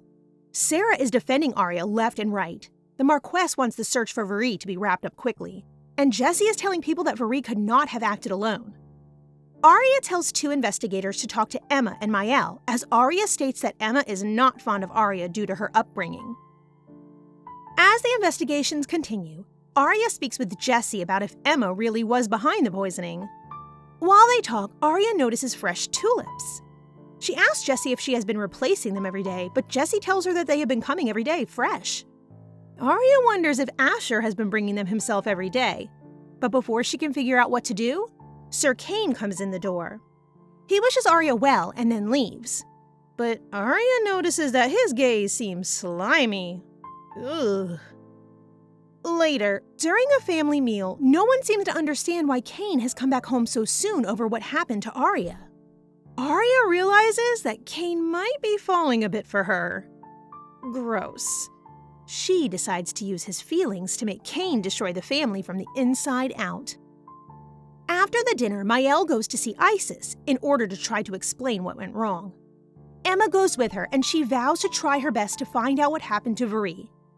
Isis tells Emma and Mielle that someone must come forward and confess as the culprit before Viri says anything due to the pressure to find her. Mielle and Emma leave to find a scapegoat, and a letter arrives to Isis from the prince. What could he want? Aria has just found out that Mielle went to the Frederick house. She orders one of her men to keep a watch until she returns. Soon, Aria hears a carriage, but it is Cain. Cain still looks to be smitten with Aria, and Aria is still, rightfully, disgusted by her stepbrother. Aria drops her shawl over the balcony of her room, and Cain scoops it up to return it. Aria invites Cain for tea in order to play with his feelings and use him, and Cain accepts. As the two have tea, Aria notices Cain staring, and she teases him by saying that soon she will have to leave the family house. Cain protests at once, saying that he will take care of everything. Aria tells him that he is the only one she can trust, and this causes Cain to ramp up the search for Viri. Later that night, Aria works on figuring out who is sending her letters of request for investments from foreign countries. Tired, she goes to her balcony to get some air, and she sees Asher in the courtyard. The knights are looking around the perimeter, and for a moment, Aria worries that he will be caught. But Asher uses his ability to hide himself and Aria in Aria's room. Asher apologizes for appearing so suddenly, and he explains that he wanted to give her a bouquet of flowers. He asks if she is all right after her incident with the poison, and he confesses that he wants to be in a relationship with Aria. Aria realizes that she has feelings for Asher as well, but Asher interrupts her by saying that the person who poisoned her has been found as well. He hands Aria a letter, trusting what happens next in Aria's hands. The next day, Aria arrives to a small cabin, and in it, Viri is tied up and gagged. At first, Aria wanted to kill her, but she realizes that she has a beautiful opportunity. She tells Viri that in order to have her life spared, she must travel back to the Rosente home and tell everyone who the real culprit behind the poisoning was. If she does this, Aria assures her Viri will be able to escape to a foreign country with plenty of food and supplies. The next day, Viri shows up to the home, and the servants go up in a frenzy. Everyone gathers around to see Viri as the guards grab her, but Aria calms the crowd, saying that Viri has something to say. Viri tearfully admits to poisoning Aria, but claims that she didn't want to do so.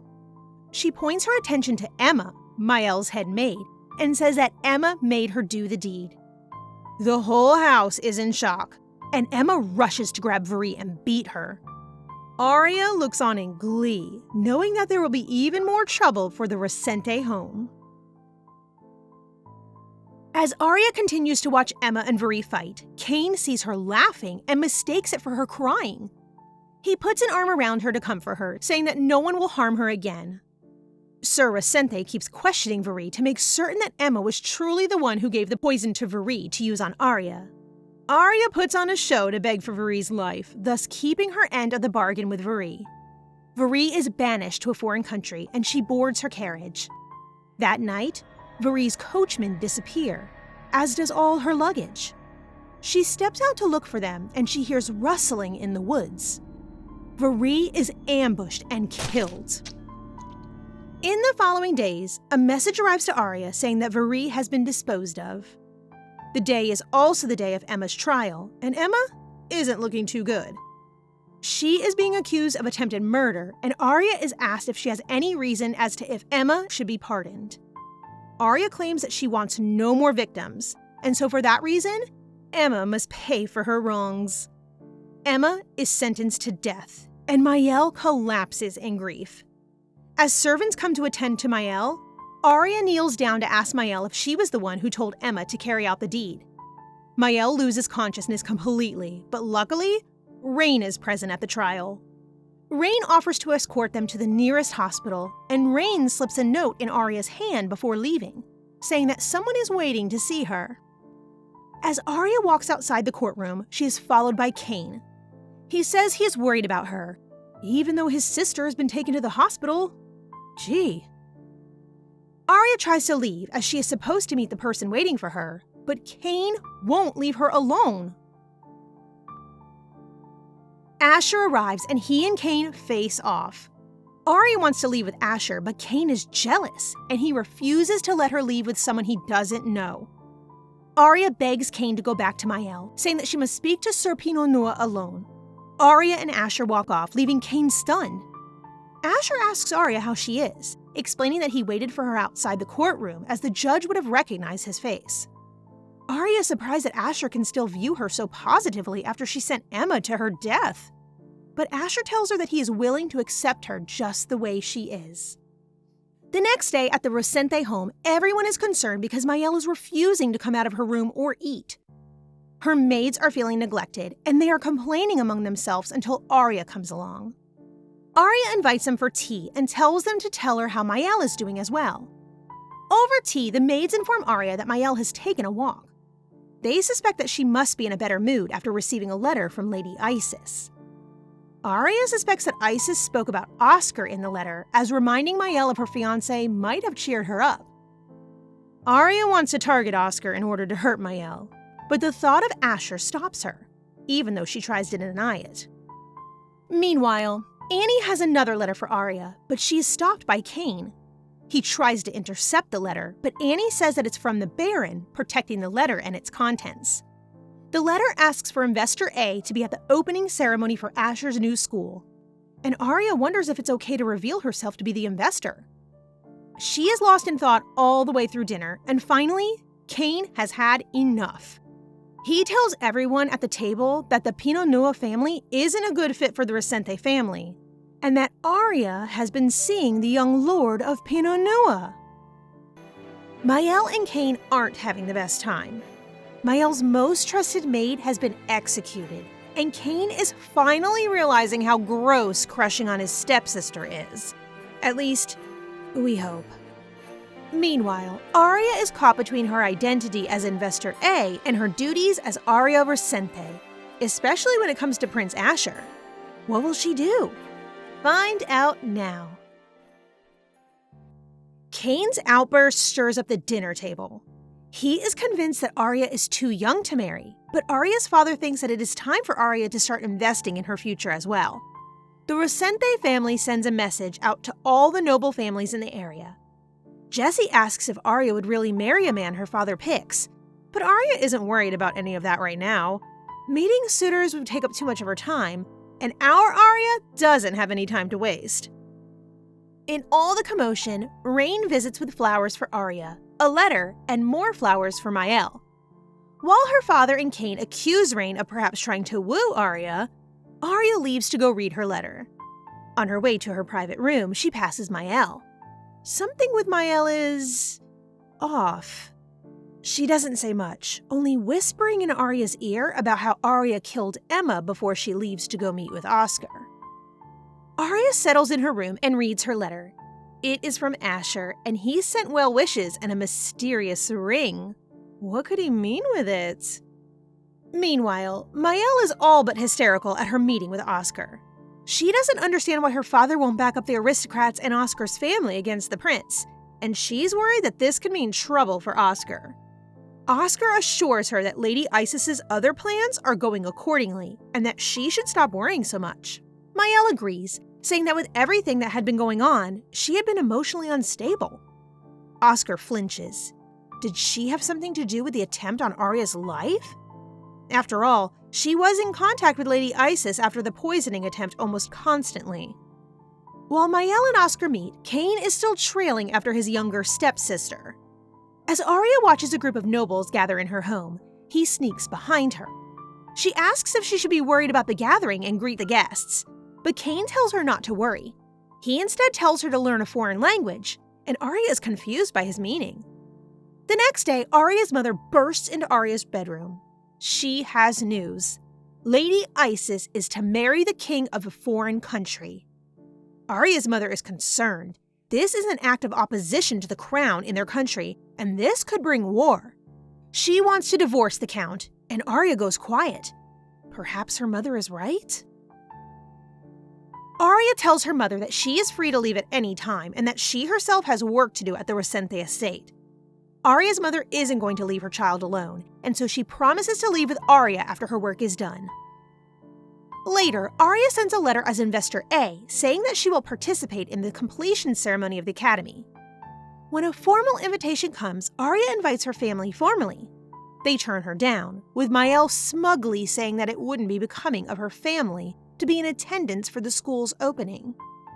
Aria's mother is stunned, but Aria tells her not to worry, as she knows how the people under her and the prince will see her and want to support her in the coming days after the opening. The day of the opening, Aria stuns everyone in a beautiful dress. Her mother tags along with her, saying that she told the count that she hadn't been outside in a while. The Imperial Academy is beautiful, and soon, Aria, her mother, and her maids are greeted by Marquess Vincent and Sarah. Aria wonders if Asher will show up, and what persona he will show up under. Asher soon appears in the outfit of the Imperial family, and he welcomes all to the opening of the academy. He introduces himself as Asterope, the crowned prince. Prince Asterope invites Investor A to meet him on the podium in front of the academy, and he is shocked when Aria steps forward. She thanks him for inviting her to such an event, and she says a few words about the inspiration behind the school. When she finishes her speech, she turns to see Asher's reaction. Is he proud? Does he think that he's been deceived? Until the end of the ceremony, Aria can't even find Asher. He's nowhere to be seen. After the ceremony, Aria is worried about not seeing Asher.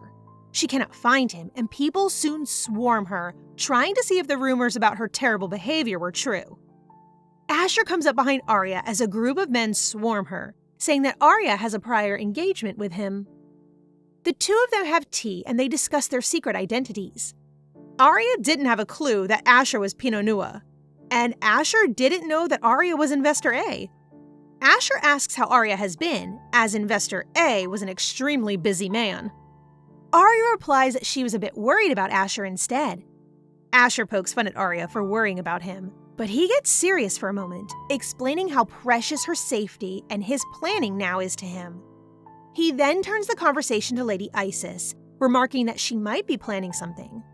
He asks Aria for a chance to propose, and Aria accepts. As they laugh and joke with each other, word has reached Lady Isis about Investor A. She sets out to make her next plot. But what could it be?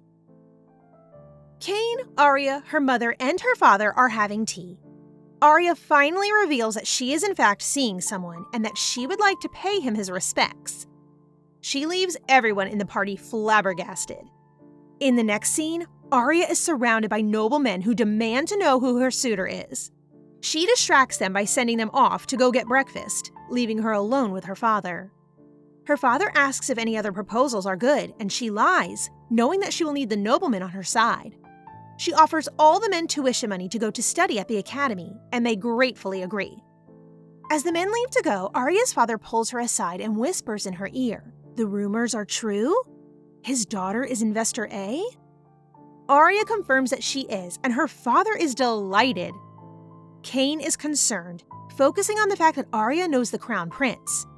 He asks when she met him. She responds by telling Kane that she met the prince when she was 14, and that she didn't know that the prince was truly the prince. Aria leaves to discuss proposals, and she converses with Jessie about the rumors of her being Investor A.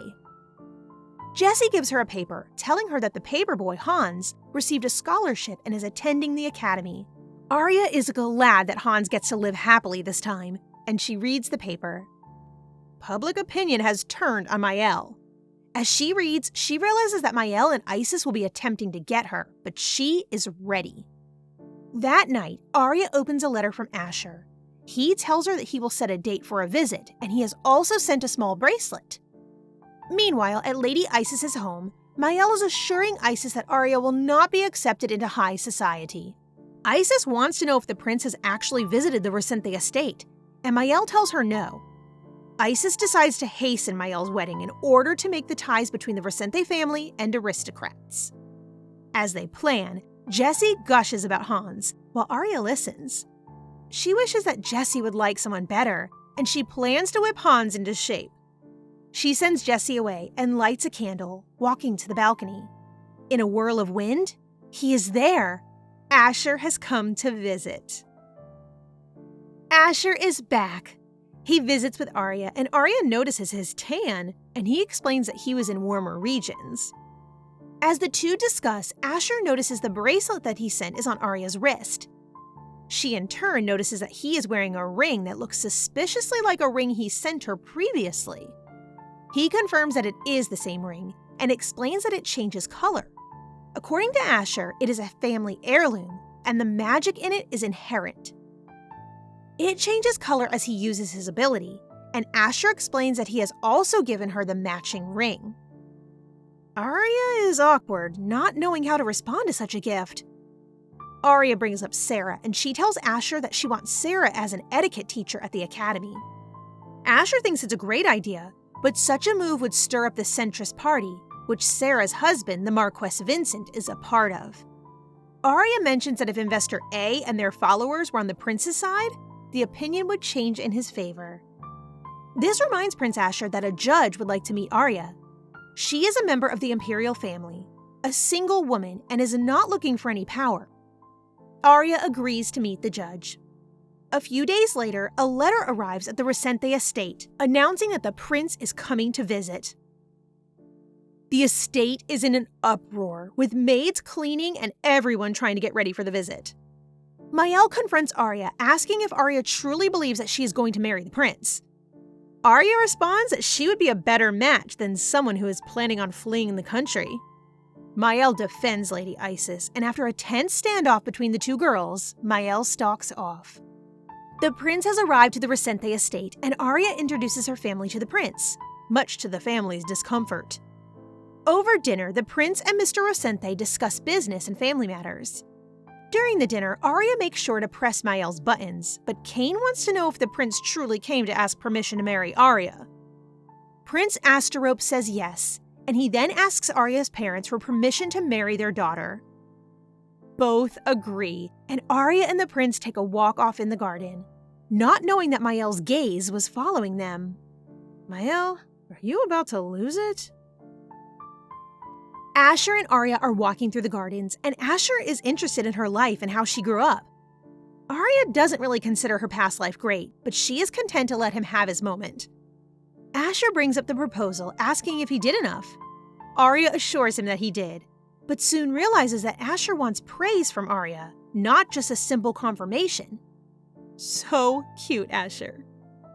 In the following days, Aria receives a letter from Frey, the judge who presided over Aria's case. Aria visits Frey with Annie, and Frey invites Aria for tea excitedly. What could she want with Aria? Throughout the tea service, Aria is surprised that Frey is treating her so well.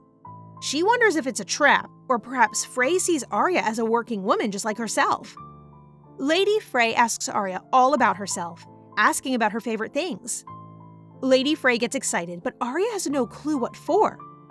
Frey asks her if Aria is turning 17 soon, and when Aria responds that she will be turning 17 on her birthday, Frey tells Aria to put on an outfit for her. The outfit is a man's, and Aria is confused. Lady Frey cries when she sees Aria, saying it's as if the child has returned. And Aria can't take it anymore. What is this all about? Aria tells Lady Frey that she has another engagement to get to, and so Lady Frey gives her a box of tea before Aria goes. Before Aria turns to go, Lady Frey asks if her mother, the Countess, said anything to her before she arrived. Once in the carriage, Aria decides to go straight home, not really having anything to do that day. Later that night, Aria almost remembers something, but her thoughts are interrupted by Cain. He still isn't happy that Aria is getting married to the prince, but the Count has settled the matter with other households, so the marriage is on. He and Cain stand off, but Mielle is quick to back up her father, saying that he is the head of the household. At her words, Cain remembers a conversation with Mielle that he had. She was just as against the marriage as he was, but it seems that Mielle has a plan that Cain has to adhere to, so for now, he stays silent. Aria notices Cain's new silence, and she thinks about the possibility of a trap as she walks to her room. She is surprised to find Asher in her room. Asher is here to visit, and Aria realizes that she forgot about his visit today. Asher looks like a kicked puppy at being forgotten, but Aria assures him that it was nothing personal. Aria recounts her day, telling Asher about her encounter with Lady Frey. Asher knows the exact reason for her strange behavior. Lady Frey had a brother who was kicked out of the palace.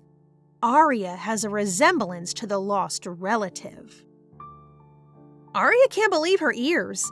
She resembles Lady Frey's brother? Asher confirms that they are very alike, with their features and hair color being very similar. Asher offers to find a portrait of the lost brother so that Aria can see what he looks like. Later, after Asher leaves, Annie brings news about Mielle. Apparently, another maid saw that Lady Isis is writing to Mielle, and that on the last letter Mielle received, Mielle looked extremely happy. However, the maid couldn't read, so they have no clue what the letter said. In the past, Aria recalls Mielle always wrote to Lady Isis before starting trouble, so this could be bad news. Annie reassures Aria that everyone is on her side, and Aria believes that she must be cautious, letting Mielle start things first, rather than striking her preemptively. The next day, Aria is going to the academy, but she notices that there's a giant party outside. She doesn't want to go, but Annie insists, as it is time to hand out scholarships at the academy. Aria understands this, but what could Mielle be doing with such a huge tea party outside? As Aria goes to leave, Mielle stops her, asking where she could be going. Aria answers rudely, causing Mielle's friends to crowd her. Once in the carriage, Aria is uneasy. Mielle has unsettled her, and she knows that her sister is up to something. Once at the scholarship ceremony, Aria and Annie are greeted by Sarah and Baron Burboom. Sarah has written a reply to Aria's request of her being a teacher, and she wanted to give it to Aria in person. Sarah accepts becoming a teacher, much to the glee of Aria. The two women are taken to a private seating box, and the two discuss Marquess Vincent. Sarah tells Aria that the Marquess is highly favorable to Aria, but Aria is a little concerned, knowing that he did not choose a side up until this point. Recently, however, other centrists had to speak to Vincent and Lady Sarah's father, so now Aria has more backing and confidence. During the ceremony, Hans's name is called, but Aria assures him that she is paying for his education in order to do right by Jessie. After the ceremony, Aria makes note of the badges that the academy students were wearing, and how similar they look to the brooch she gave Annie. Annie knows all about these badges. They are a symbol of loyalty to Aria, and everyone is wearing them in support.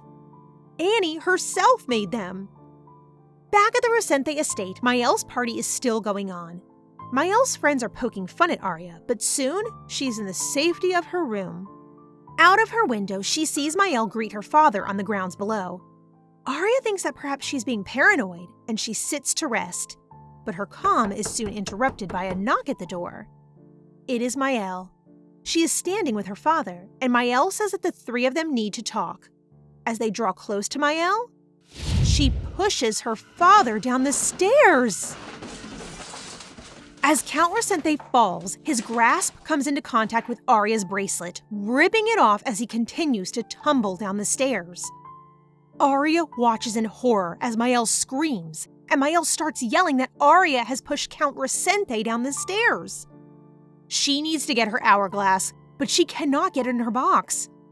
There's a flash above her. Asher has appeared to save the day, he actually just grabs Aria and vanishes, leaving Mielle at the scene of the crime. The servants arrive, and they crowd Mielle and call for a doctor for the Count. Meanwhile, someone is calling Aria's name. She opens her eyes, and Aria is in a villa with Prince Asher. Asher tells her that she fell unconscious while he was bringing her to the villa, and Aria looks frantically for her hourglass, relieved when she found it. She needs to get back into the past, before the Count fell down the stairs. But Aria realizes that she forgot her pocket watch, so she would have no idea of knowing how much time has passed. Unable to go into the past, she asks how Asher even knew she was in trouble in the first place. It turns out, Asher has a few tricks up his sleeve. The bracelet that he gave Aria was enchanted by him, and when it broke, the bracelet alerted Asher that Aria might be in trouble. Aria realizes that no matter how she went into the past, Mielle would have had a way to pin the Count's fall on her. Aria thanks Asher for coming to her rescue, and the two have tea. Aria explains her whole situation with Mielle to Asher, recounting how Mielle pushed Count Resente down the stairs. Asher is appalled, saying that he tried to stay away from the Resente family because they were Aria's family. Aria replies that her only family is her mother, and so Asher vows to do what he can to help her exact her revenge on the family. Aria questions him, saying that everyone is probably already blaming Aria. Asher responds by saying that he and she will take a trip, and starting from that point, as far as anyone knows, they are on a secret vacation with each other. Back at the house, Mielle is telling everyone that Aria pushed Count Resente down the stairs. The maids aren't too sure about her story, but Mielle's friends are quick to try to back her up. They say that Aria's bracelet was on the stairs, and they try to comfort Mielle by saying that the Count's heart is still beating. Mielle cannot have the Count regain consciousness, and she wonders where Aria could be. Well, Mielle, Aria is in a tavern with Asher. They are greeted by the Viscount, who wonders what the two could be doing at his establishment. Aria and Asher are there to lodge for the night. Aria and Asher are making themselves comfortable, but soon the cozy air is ruined. Asher has just received word that Aria is a wanted criminal. The next day, Aria and Asher leave their lodging, and a few hours later, men arrive with news to the Viscount. They tell him that Aria, the woman he just housed for the night, is wanted for attempted murder. Aria and Asher make their escape secretly through the woods, and Asher uses his power halfway through the ride to teleport himself and Aria to outside. Asher takes Aria on a stroll through the streets of town in cloaks, both enjoying having a stroll without being supervised. They see the sights of the town and they enjoy each other's company. Aria opens up about her past to Asher, and she recounts a story from her younger years. She remembers that once as a child, another child invited her to eat. The mystery child was none other than Asher himself. Maybe these two were meant to be from the beginning? As Asher and Aria are continuing to walk through the crowd, Aria reminisces on another childhood memory. She remembers getting food with Asher, but she doesn't understand how far their connection truly runs. Suddenly, a cry is heard through the streets. A man rushes by, with a crowd forming around another man who is lying on the ground injured. Aria deduces that it must be a pickpocketing, and she reverses time with her hourglass in order to shove the victim and distract the crowd, stopping the crime. Asher notices right away that something has happened, and he notices that her ring is glowing as if she used magic. He thinks that the glowing of the ring shouldn't be gone so quickly, but he brushes away his curiosity and nervousness by saying that he is actually tired and ill from using his magic powers so much. The next day, Asher has a confession to make to Aria. He shows her that he has been inspecting her hourglass, and while she is happy that Asher came clean, Aria wants to keep a closer eye on Asher. The carriage ride is a bit awkward, but soon the pair come to the border of the kingdom. There is a large crowd waiting for them, and the Croa kingdom welcomes Asher and Aria with open arms. Asher and Aria part ways for a moment as Asher is needed on some business. He promises Aria a very nice dinner on his return. What a nice date! Soon after Asher leaves, a knock at the door draws Aria's attention. Someone is looking for Asher, and Aria wonders if the person is the one who Asher is supposed to be meeting. The person introduces themselves as Nara from behind the door, and he tells Aria that they will meet again before leaving. Aria is so freaked out by the encounter that she is thinking about it well into her dinner with Asher.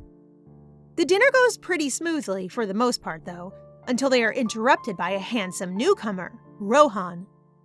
Rohan scolds Asher for not visiting him as soon as he arrived in Croa. Who is this man? Rohan does his best to annoy Asher, and Aria doesn't know how to react. She watches as the two men go back and forth, and then she is disgusted as Rohan kisses the back of her hand and waltzes away.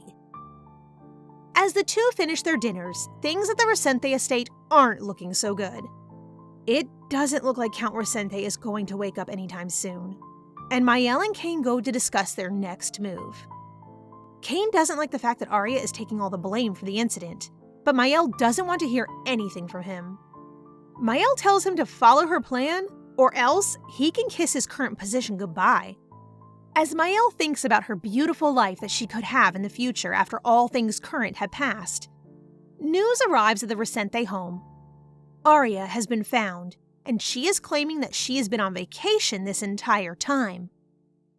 When they come face to face, Aria and Mielle both try to one-up each other and make the other look guilty for their father's fate. Aria claims that she was worried her father would call her on her vacation, and so she came back sooner than expected. Asher backs her up, saying that Aria would never hurt a fly. Mielle and Kane are adamant about proving that Aria did it, so Asher decides to clear everything up at court. In the courthouse, everyone is tense. Mielle calls her ladies, Wendy and Medee, to be witnesses along with her, and they all claim to have seen Aria push Count Resente down the stairs. Aria challenges the ladies, asking them to recall exactly when they saw her. To further back up Aria's claim, Prince Asher pulls up credit transactions detailing when and where he and Aria were, proving that she couldn't have done the crime as she wasn't in the right place. The court wants time to examine the documents, and Mielle is furious that once again, she has been thwarted by Aria. Desperate, Mielle pulls out Aria's broken bracelet. Will that be the smoking gun that puts Aria in jail? Or worse? Everyone in the courtroom is stunned by the new evidence, but Aria denies that it is her bracelet. Aria shows everyone that the real bracelet is on her wrist, and she proves it by showing off a shining bracelet resting on her arm. Mielle accuses Aria of that bracelet being fake, and Asher asks if this means Mielle believes him to be a liar as well. He also asks her to prove that the bracelet on Aria is fake, and Mielle can't do this. Aria asks what she would have to gain from the Count's death, and this makes everyone in the courtroom realize that the person who would gain the most from the Count dying is Mielle. Everyone is turning on Mielle, and Mielle herself feels backed into a corner. What will she do? Things aren't looking good for Mielle. Her ladies have turned on her, and Kane has as well. She's desperate, and so Mielle tells everyone about how the prince suddenly appeared and disappeared after the crime had been conducted. Prince Asher asks for a mental health check for the witness, and after all this gaslighting, Mielle might just need it. Aria even suggests that perhaps Mielle and her friends were under the influence of a new illusion-inducing drug. The crowd seems to buy this story, and Mielle's friends scramble to come up with a solution. They say that they also saw a woman with long blonde hair leaving the scene, but the room realizes what was just said. Mielle also has long blonde hair, of course. The judge calls for a temporary break as all eyes are on Mielle. During the break, Aria is greeted by Sarah, her maids, and her mother, and they all congratulate Aria for being so calm. Mielle, on the other hand, isn't doing so well. She has collapsed, and Kane carries her to the hospital while Aria and her loved ones go back home. Once home, Aria looks at her father, who is still unconscious. She wonders who he will choose when he wakes up. Will he tell the truth about Mielle, or use Aria as a cover-up? The next day, Aria arrives back at court with Asher. Everyone takes it as a good sign to trust in her, but Kane and Mielle are less than pleased. Asher and Aria decide to make a good show in fixing each other's clothes and collars, but Asher soon complains that Aria is too close to him once the moment passes. Looks like our Prince Charming is a little flustered. The judge calls the court to order, and she declares Aria innocent. Also, due to the evidence, Mielle is found to be a suspect. She is arrested, and Aria decides to return home, even though Asher is nervous about her returning without him. As Aria and Asher continue to flirt and worry for each other, Kane is yelling at the family lawyer. It doesn't look like Mielle is getting any time off her sentence, and since she might flee, Mielle cannot go on bail. Kane goes to visit his baby sister, and Mielle is freaking out. She worries that Oscar will want nothing to do with her, and Mielle begs Kane to testify for her. Kane isn't so sure, and instead focuses on trying to find another way to bail Mielle out. As Kane is at home trying to figure out where to get enough money for Mielle's freedom, Aria's mother rushes out of the Count's room. Count Resente is awake. Aria is getting new power as Investor A and as a noble in high society, but others around her want that power for themselves.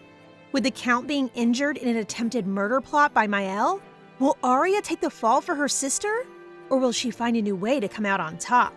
Find out now.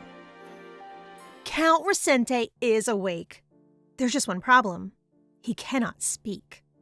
With Cain, he sets up a way to communicate with the household members. He blinks once for yes and twice for no to answer questions. The system works so well that Count Recente almost reveals who it was that pushed him. That is, until Aria's mother comes in to check on her husband. News of the Count waking up reaches Aria, and she takes the time to discuss what it all means with her mother. The Count is paraplegic now, so his life will be difficult from here on out, and he will be unable to go back to work. That means that Cain will be the new Count of the Recente home soon. This worries Karen, since her marriage to the Count meant that as long as she didn't step out of line with him, she and Aria could live comfortably. As Cain doesn't particularly care for Karen, she is afraid that she and Aria could lose their position in the family. While Aria and her mother continue to discuss possibilities for the future, Mielle's sentencing is being reduced from 20 years in prison to 5 years of house arrest. Sounds pretty lenient for attempted murder, but I guess that's what being rich gets you. The judge tells Mielle that the Count has also identified her as the one who pushed him. So things are looking swell for Mielle. As Mielle is led to her rooms for house arrest, she and Cain are seething. They cannot believe that their father would favor Karen and Aria over them. What will they do for their revenge? Cain is trying his best to run the family in the absence of his father, but Aria can tell he isn't doing such a good job. One day, she stops Cain and asks about Mielle, claiming that she can hear her sister yell and throw things in her room. Aria asks Cain if it is a side effect of the hallucinogens the public thinks Mielle took at the party, but Cain denies that Mielle ever did any drugs at all. The issue is a hot topic because Prince Asher himself arrives with his Imperial investigators to interrogate Mielle about the drugs. As they drag Mielle from her room, she spots Aria and makes a scene. She yells about how Aria has no place in the Recente family, and Aria slaps Mielle in front of everyone, telling her to calm down and act like a noble. The prince sees this and thinks that Aria shouldn't have to dirty her hands with Mielle at all, and so he sets to drive Mielle further down her path to ruin. As he interrogates her, Prince Asher makes Mielle believe that he believes her. He asks for her account, and she tells him about how she saw him and Aria disappear into thin air. Since she really believes herself, the investigators cannot outrule hallucinogens, and they deem Mielle as unable to tell the difference between reality and hallucinations. As the investigation wraps up, a letter from Lady Isis comes for Mielle. She says that she would never abandon Mielle since there is evidence of them working together since Aria's poisoning. But Isis does not have Mielle's best interests at heart. She wants to kill Mielle. Mielle is planning on meeting Isis. Isis is fleeing to Croa to stage a coup, and Mielle wants the protection that comes from being under the influence of Isis. She also wants to tell Isis about Prince Asher's powers. Isis sends a maid to Mielle's room. She and Mielle trade places, with Mielle walking out to a carriage dressed as the maid. Mielle arrives to another carriage carrying Isis, and the two discuss Isis's marriage to the royalty in Croa. Isis casually asks if Mielle has the letters that the two exchanged, but Mielle has left them with her brother back home. Mielle goes on to explain how what she said at the trial was true, and that the prince does in fact have magic at his disposal. Isis considers her for a moment, but she tells Mielle that if she continues to speak about the subject with no proof, she will be considered as on drugs again by others. The two travel to Croa and meet the emperor, Croa Lohen. Isis passes Mielle off as a maid named Elle, and Lohen comments on how similar Mielle looks to a woman he heard about, who is Aria. Mielle takes Lohen's good nature as a sign that he will listen to her, so she tries to tell her about Prince Asher's power, but she is silenced by Isis. Isis reminds Mielle that she's a maid, and Mielle decides to get protection from Lohen instead of Isis, as Isis no longer trusts her. Mielle has decided to take matters into her own hands. She goes to Lohen's private chambers one evening, and she recounts her tale to the emperor. She tells him that on the night of the Count's accident, she saw Aria and Prince Asher disappear into mid-air. She tells Lohen that the prince's power is to disappear and reappear at will, and that Lady Mielle was wrongly accused. Lohen asks Vika, a man who was listening in, and Vika agrees to assume that the prince does have this ability. Lowen invites Mielle to lunch, and Isis and Vika come along as well. They all discuss the national marriage and upcoming plan to capture the capital of Asher's empire. Lowen only wants a national marriage if the capture of the capital is assured, but they are all interrupted by Marquess Piast, who has come to visit. Piast has provided the resources needed to capture the capital. He goes with Lowen to welcome the soldiers, saying that he has something important to find in the empire. What could it be? Meanwhile, Aria and Asher have discovered that Mielle has escaped. How will they handle it? Asher knows all about how Isis plans to have soldiers shuttled into the empire, disguised as commoners. Those soldiers will be split into the House of Nobles, who will then fight when the day they try to overthrow the capital comes. Cain intends to welcome some of those nobles into the Resente home. Aria fears that war is close, but Asher assures her not to worry. During a meal, the family discusses Mielle's disappearance to Croatia. The talk upsets Cain, who leaves to get ready for a welcoming party to introduce him as patriarch of the family to society. Aria makes sure to tell the guests, who she believes are the soldiers Asher described, that she and her mother do not own the mansion, and in fact, Cain is the owner of the property. Aria tells the men to party to their heart's content, and the men soon make a mess of the property. Aria tells the maids to spend money to fix everything the men break, and soon, the mansion's money trickles down the drain. As Aria ruins the Resentes financially, Vika and Piast are in a carriage looking for someone. Whoever they were not in the brothel in the capital, and Piast is losing hope.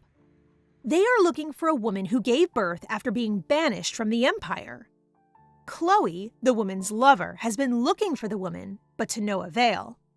Piast is Chloe's father, and he is looking for his child or grandchild to pass down his title as Marquess. Their search leads them to the Resente home, and Piast confirms that Karen is the woman that Chloe was looking for. Count Resente and Karen welcome Vika and Piast. They invite the two men to dinner, and there they meet Aria. Piast thinks that Aria looks exactly like his son, Chloe, while Aria chats with Vika. Vika introduces Piast to Aria, and Aria is suspicious of him, knowing he would not show up for no reason. That night, Annie brings a special delivery to Prince Asterope. The package is none other than Piast himself. The two men discuss the fact that Aria might be Chloe's daughter, with Piast explaining that tragedy had made Chloe visit Apple, the name Aria's mother was using at the time at the brothel. Piast wants to bring Aria back home with him to Croa, in order to make her a matriarch of the Marquess family. Asher is having none of it. He thinks that Aria should have a say in the matter, and the next day he asks her what she would do if her father suddenly appeared. Aria says that no matter what, she wouldn't leave to go with her father because he wasn't with her in her first life, facing all the difficulties of her life with her. Having heard Aria's answer, Piast makes a move to go home, but first, Asher asks him to tell Karen the truth. Asher and Piast sit Karen down for tea. Piast introduces himself as Chloe's father, instantly sending Karen into her memories of her time when she went by the name Apple. She denies knowing Chloe, and Piast explains that he is not threatening her with the information, but informing her of the truth. Aria is Chloe's daughter. Asher explains that Chloe has been looking for Karen for the past 17 years, and that Piast's job was to find her and bring her back to Croa. Karen is stunned that her Aria would have the blood of an aristocrat, and she asks Piast how he would know for sure. Piast responds by saying that Aria looks too much like Chloe for it to be coincidence. Asher, however, knows another way to tell. That night, he invites Aria out for a walk. They go to the lotus pond, and Asher explains how those who visit the pond are holy. Those who touch it are blessed with luckiness and good fortune. She goes to touch it, and Asher is amazed. Those with royal blood aren't rejected from the pond, so the fact that Aria could actually touch the water means that Chloe's blood runs through her. Asher doesn't tell Aria this, as he wants to tell the others first. For now, he brings her back home and lets her ponder what he meant. Aria connects that perhaps the powers of the royal bloodline and of Asher are connected to her ring, and she connects the powers of the ring to the powers that she has with her hourglass. But what is the connection exactly, Aria? It is almost Aria's birthday, and Aria is in charge of planning. As part of her grand scheme to ruin the Recentes, Aria is planning on making the birthday party extravagant, to the point of draining a substantial amount of the family money that has already dwindled fast. At the party, those from the Royal Academy School visit, and Jessie has already set out the gifts and candies Aria has bought for them.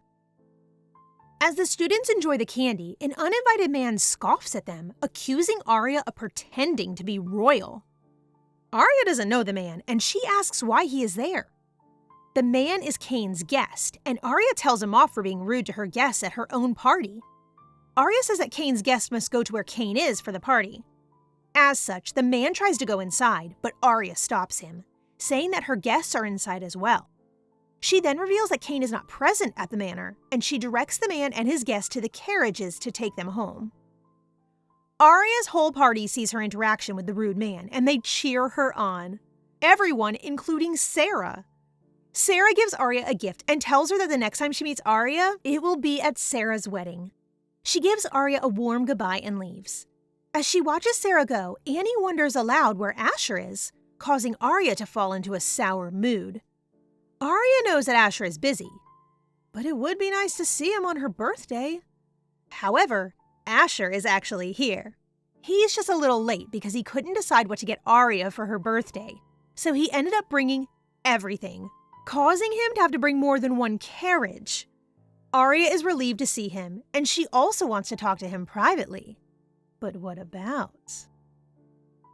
Aria has Asher alone, and she figures it's time to tell him about the hourglass. She tells him that her ability is somewhat similar to his, confessing that she can turn back time for 5 minutes a day. Asher admits that first he thought that her sleepiness from using her ability was because she had no royal blood at all. Aria insists that she doesn't, and Asher deduces that Karen hasn't told Aria about her heritage from Chloe yet. Asher asks what Aria regrets so much that she has to reverse time, because he has a theory. He thinks that the ability shows itself differently to different people, becoming what the user needed most in the time it manifested. Aria realizes that in her old life, at her last moments, she didn't want Mielle and her family to survive for what they had done to her. She doesn't tell Asher this, but Asher guesses that it must be a person Aria is after, and he is ready to draw his sword at Aria's word. Aria tells him to put his sword away, and continues explaining that because she has used the hourglass so much, she might be as much as 10 years older than Asher. Aria explains that without the hourglass, she is nothing, but Asher disagrees. He doesn't think that anyone could have used the hourglass as wisely as she has done. Aria is thankful that Asher continues to see her in a positive light, and Asher asks her to tell the reason why she had to come back in time in the first place. As Aria explains her previous life, Mielle and Lowen are having a meeting with Lady Isis. Lowen has brought extra money for Isis to support her coup plans, and Isis couldn't be more thankful. He also confirms that in his letter to her, he did write that he would marry her nationally before the coup was to happen. He orders her to capture the capital the next day. As Isis tries to make sense of the request, a carriage pulls up and opens to reveal Chloe. Isis and Oscar are stunned. He looks exactly like Aria.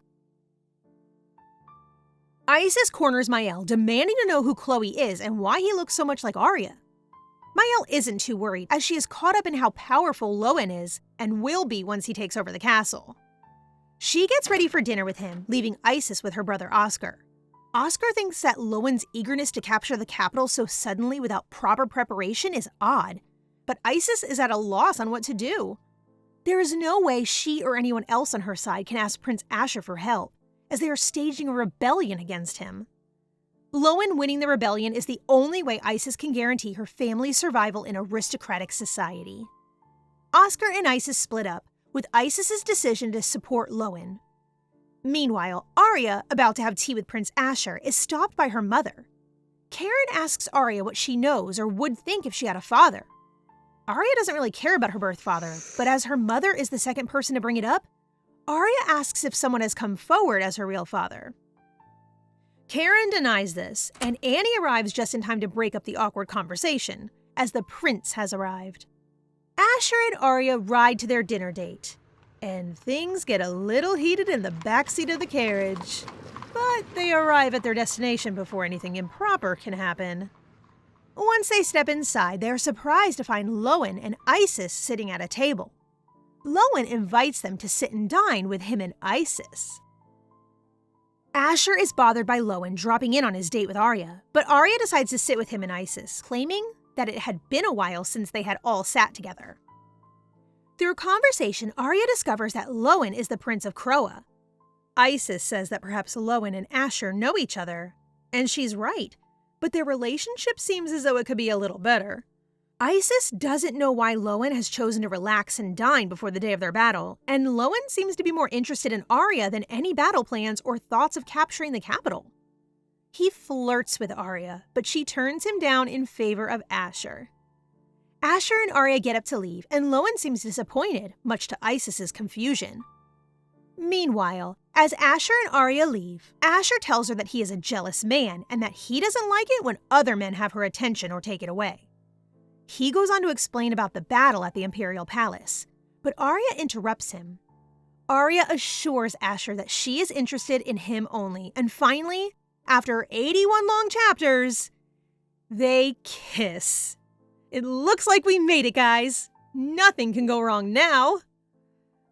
Asher kisses Aria goodnight in front of her maids before his carriage leaves the Rosente estate, as he has just dropped her off for the night. The next day, the news of the kiss reaches Cain, who is less than happy that the stepsister he has been lusting after has the attention of another man. He yells at Aria, calling her improper for being with Asher so late in the evening, and the yelling even gets Karen's attention. Cain makes an even bigger scene, with maids and servants starting to gather as he yells at Karen to get her daughter under control.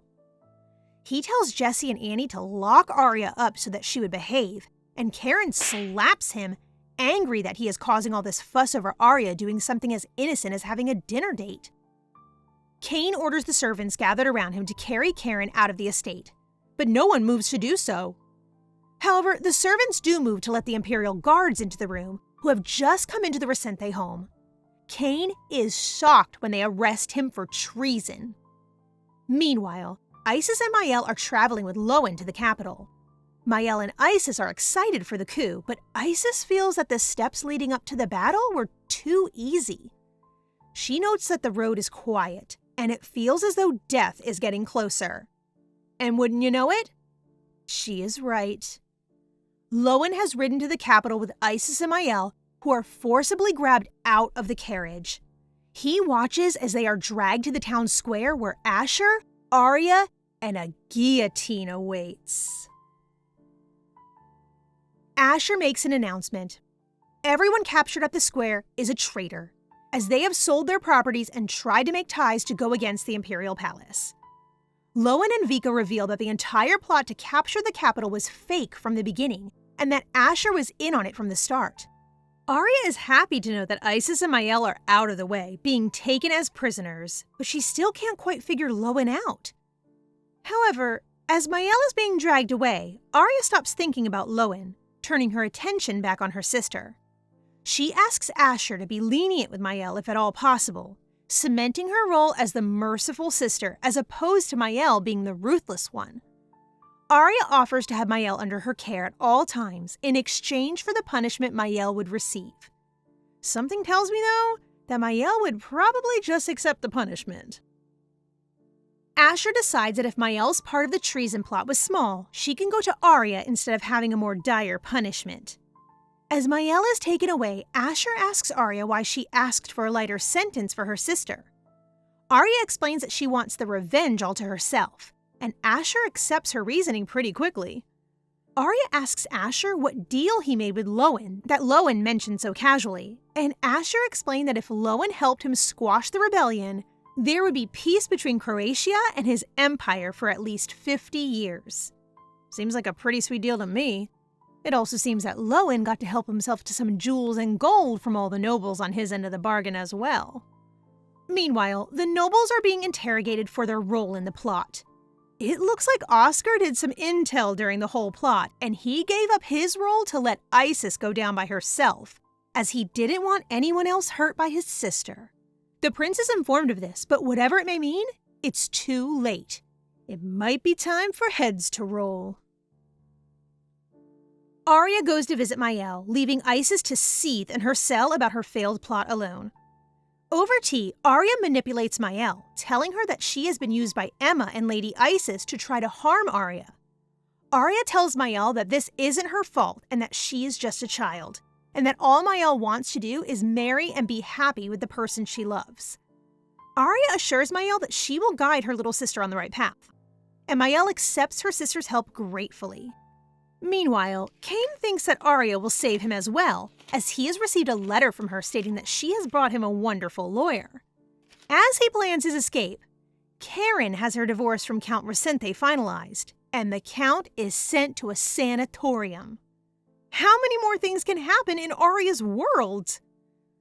The plot to overthrow the Empire has thrown the aristocratic families into disarray. Meanwhile, peace has finally arrived at the Rosente estate, and their servants are very grateful to be on the right side of the chaos. Annie and Jessie praise her and her mother for treating their staff so well at a time when many maids are being sacked without a cent for pension. They're all dressing very simply since Aria and her mother are on their way to witness the punishment of the traitors. To their surprise, Rohan has stuck around to watch, and he's even brought a friend. The man beside the king is none other than Chloe, Aria's father.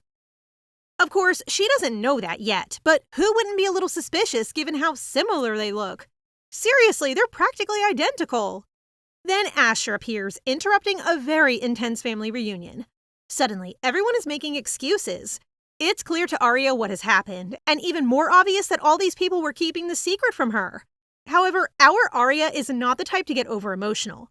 To be honest, I would probably lose my chill and start screaming, but Aria is business first as usual. Asher gently suggests she head home, since executions aren't exactly a casual affair. But Aria has worked incredibly hard to back her enemies in a corner. She wants to see this through to the end. Cain and Mielle are brought out first, and Isis soon follows to the tune of the public's angry insults. She hasn't lost any of her fighting spirit. Even when a commoner tries to push her from behind, she glares at him and mutters under her breath about Aria not deserving to look down at her from such a position. Rohan orders her to be brought before him, not wanting to miss an opportunity to infuriate his previous partner in crime. He makes Isis look closely between Chloe and Aria, and the realization hits her instantly. Since Isis has always had so many horrible comments about Aria's mother and background, he wanted her to die knowing that in truth, she has not only noble blood, but royal blood too. But he also points out that Isis has some royal blood as well. Perhaps that means she has some unique ability like Asher. One she hasn't yet discovered? The criminals line up before the guillotine, waiting for their sentences to be announced. Some of the nobles were promised to have their crimes forgiven if they cooperated. But once the punishments are listed, it becomes pretty obvious that that was all a lie designed to make the criminals turn each other in. Next up is Mielle. For her age and level of participation, she is sentenced to 50 years in jail. Mielle starts to lose her cool, but then it's announced that her sentence will be delayed under observation for the time being. Basically, it means that she can live at home so long as she does what Aria says. For Mielle, it feels like her prayers have come true. Little does she realize that her sister has a whole nother kind of punishment in mind. For Cain, there is no mercy, only a death sentence. At least, that's what it was originally. Considering his cooperation, they settled on imprisonment for life. His sentence will also be suspended, and he will work as a servant in the palace for the rest of his life. Cain doesn't seem very happy with the news, but considering his life was on the line a minute ago, he should really be jumping for joy like his sister. Especially since everyone else in line receives a death sentence, including Lady Isis. In fact, Asher publicly announces that due to her leading role in the coup, he intends to hang her head at the gates for 1 month so that everyone knows what will happen to traitors. Damn, he's so ruthless! I guess that's why he and Aria make the perfect pair. Isis is still thinking about Rohan's final words and about the power she might have in her royal blood. But she seems to have given up on any chance at escape, even when they mention Oscar. Although he switched sides at the end, his title will be removed, making him a commoner. As she walks up to the guillotine, she feels a strange sense of peace descending over her. Will this be the moment where her royal powers finally appear? It is said that they only reveal themselves in times of mortal peril. For Prince Asher, it happened when he was young, running from assassins on the street with Aria. She saved his life after he'd been beaten by a group of kids and dragged him to safety. After discovering how harsh her lifestyle was, how she and her mother were so poor they had to eat grass to survive, he bought her a new dress and some food with the jewels he had stowed away. Aria didn't know he was a real prince at the time, but from her storybooks, she learned that princes were those who saved people, so she called him that as a nickname because he saved her life. And for the first time, Asher didn't hate the idea of becoming a prince. Unfortunately, their brief moment of peace came to an abrupt end when the assassin found Asher again. He got slashed in the back trying to protect his new friend, but Aria, being the brave girl she always has been, stood in between the prince and his assassin. She wanted to return the favor by protecting him for once, but in the critical moment before the murderer could strike, Asher's powers activated and he transported them to safety. Aria was still trying to figure out what happened when he told her to forget him and everything they'd been through together. He told her to stay safe and disappeared, leaving her to pass out on the sidewalk from shock. Obviously, when her mother found her unconscious and covered in blood, she freaked out. But she was fine in the end, since it was Asher's blood anyway. That memory makes Aria think that the truth of the royal powers is that they are only given to those who want to protect this country. I'm not sure I'm convinced by her theory, but maybe that's why, in the end, Isis's powers never manifested. She is executed without delay, and while the crowd screams out against the traitorous witch, Asher raises her head for all to see. Wow, this just got really dark. Poor Oscar is standing in the crowd trying to figure out where it all went wrong. He once thought Aria was pitiful just like him, but now that she's sitting on a throne watching his sister's execution without batting an eye, he realizes the truth. The two of them are nothing alike. Aria asks Rohan what will happen to Oscar, and she is told that now he is a commoner, he will be exiled to a remote location designated by the imperial family. Facing the humiliation of his own inadequacy, Oscar is taken away right then and there by the guards. Aria is watching him go when suddenly Rohan announces that the sentencing is over, which means it's finally time for Chloe to tell the whole story of his romance with Karen and how he ended up abandoning her and Aria. I can already tell this is going to be juicy. Mielle suddenly comes running up to the podium, begging Aria to take her home. Her sister doesn't even look at her, she just walks away. It turns out the sentencing isn't going to be quite as straightforward as it seemed. For now, Aria plans to let Mielle stew in jail until she decides to pick her up, just to really rub some salt in the wound. They return to the Rosente estate for tea and cake. Immediately, Drama King Chloe performs his impression of the regretful father, saying how grateful he is to see Karen doing well, and admitting that he doesn't deserve to be concerned for her. Unsurprisingly, the girls aren't convinced by this display. Karen gets straight to the point, finally telling Aria that Chloe Piast is her biological father. The only reason he returned to the Empire was because Rohan heard the story and couldn't resist getting involved in the family drama. Chloe says he had no idea that Aria existed. He only returned because he hoped to reunite with Karen, fulfilling his promise to propose and take her to Croa. Well, actually, it's Rohan who's pushing that agenda. As Asher loudly reminds him, Aria will not leave the Empire. So I guess the question is really whether or not her mother will go. Meanwhile, Mielle is sitting in a cell, which looks far too nice for her if you ask me. The secret terms of her sentence have been revealed. The one in charge of her welfare is actually Annie. I've never been so glad to see her face. She escorts Mielle outside, where a beautiful, elegant carriage is waiting. Is anyone else a little suspicious? Annie orders her to sit beside the driver, which causes Mielle to have a mini temper tantrum. But it's not like she has much choice. Right now, Annie is literally in control of her fate. Either she gets on the carriage or she goes back to jail. They ride through the center of town with Annie in the back, attracting the attention of all the civilians who recognize Mielle immediately. Humiliated, she orders the driver to go faster, even though the front seat is extra uncomfortable when they speed up. It turns out that Aria assigned Mielle's care to Annie because she thought it would make good practice for having a maid. She's going to be a baroness soon after all. But it's still a little strange for her to adjust to the fact that Mielle is no longer a lady. Soon, she'll be several statuses lower than Annie, the maid she used to mistreat and bully. Karma is kind after all. They arrive at the Rosente estate where Aria is waiting to greet them with open arms. There, she explains that Annie will be in charge of her, and from now on, she will act as a servant, just like her brother. It's quite a change for Mielle, who has never even taken a bath by herself before. But honestly, girl, that sounds like a you problem. A few days later, after the Rosente siblings have had a chance to adjust to servant life, Aria invites them both to have a private dinner, just the three of them. Cain is doing well working in the palace and is using his earnings to pay for their father's nursing home. Mielle is adjusting. But when she realizes that this servant situation might be permanent, she starts to panic. What? Did you think this was summer camp? You were nearly executed. It's only natural that the replacement punishment should be severe. Besides, she needs to keep working to help Kane pay off their father's medical bills, which is only fitting since she's the reason he ended up like that. It's decided that she will take Annie's position as maid once she leaves to get married, an idea that Mielle doesn't like one bit. A few days later, she is back to her task, scrubbing the hallways with the rest of the maids. Annie is a strict teacher, too. She's always quick to yell at Mielle when she messes up, which seems to happen a lot. But Aria, always watching from the sidelines, is surprised she isn't being harsher.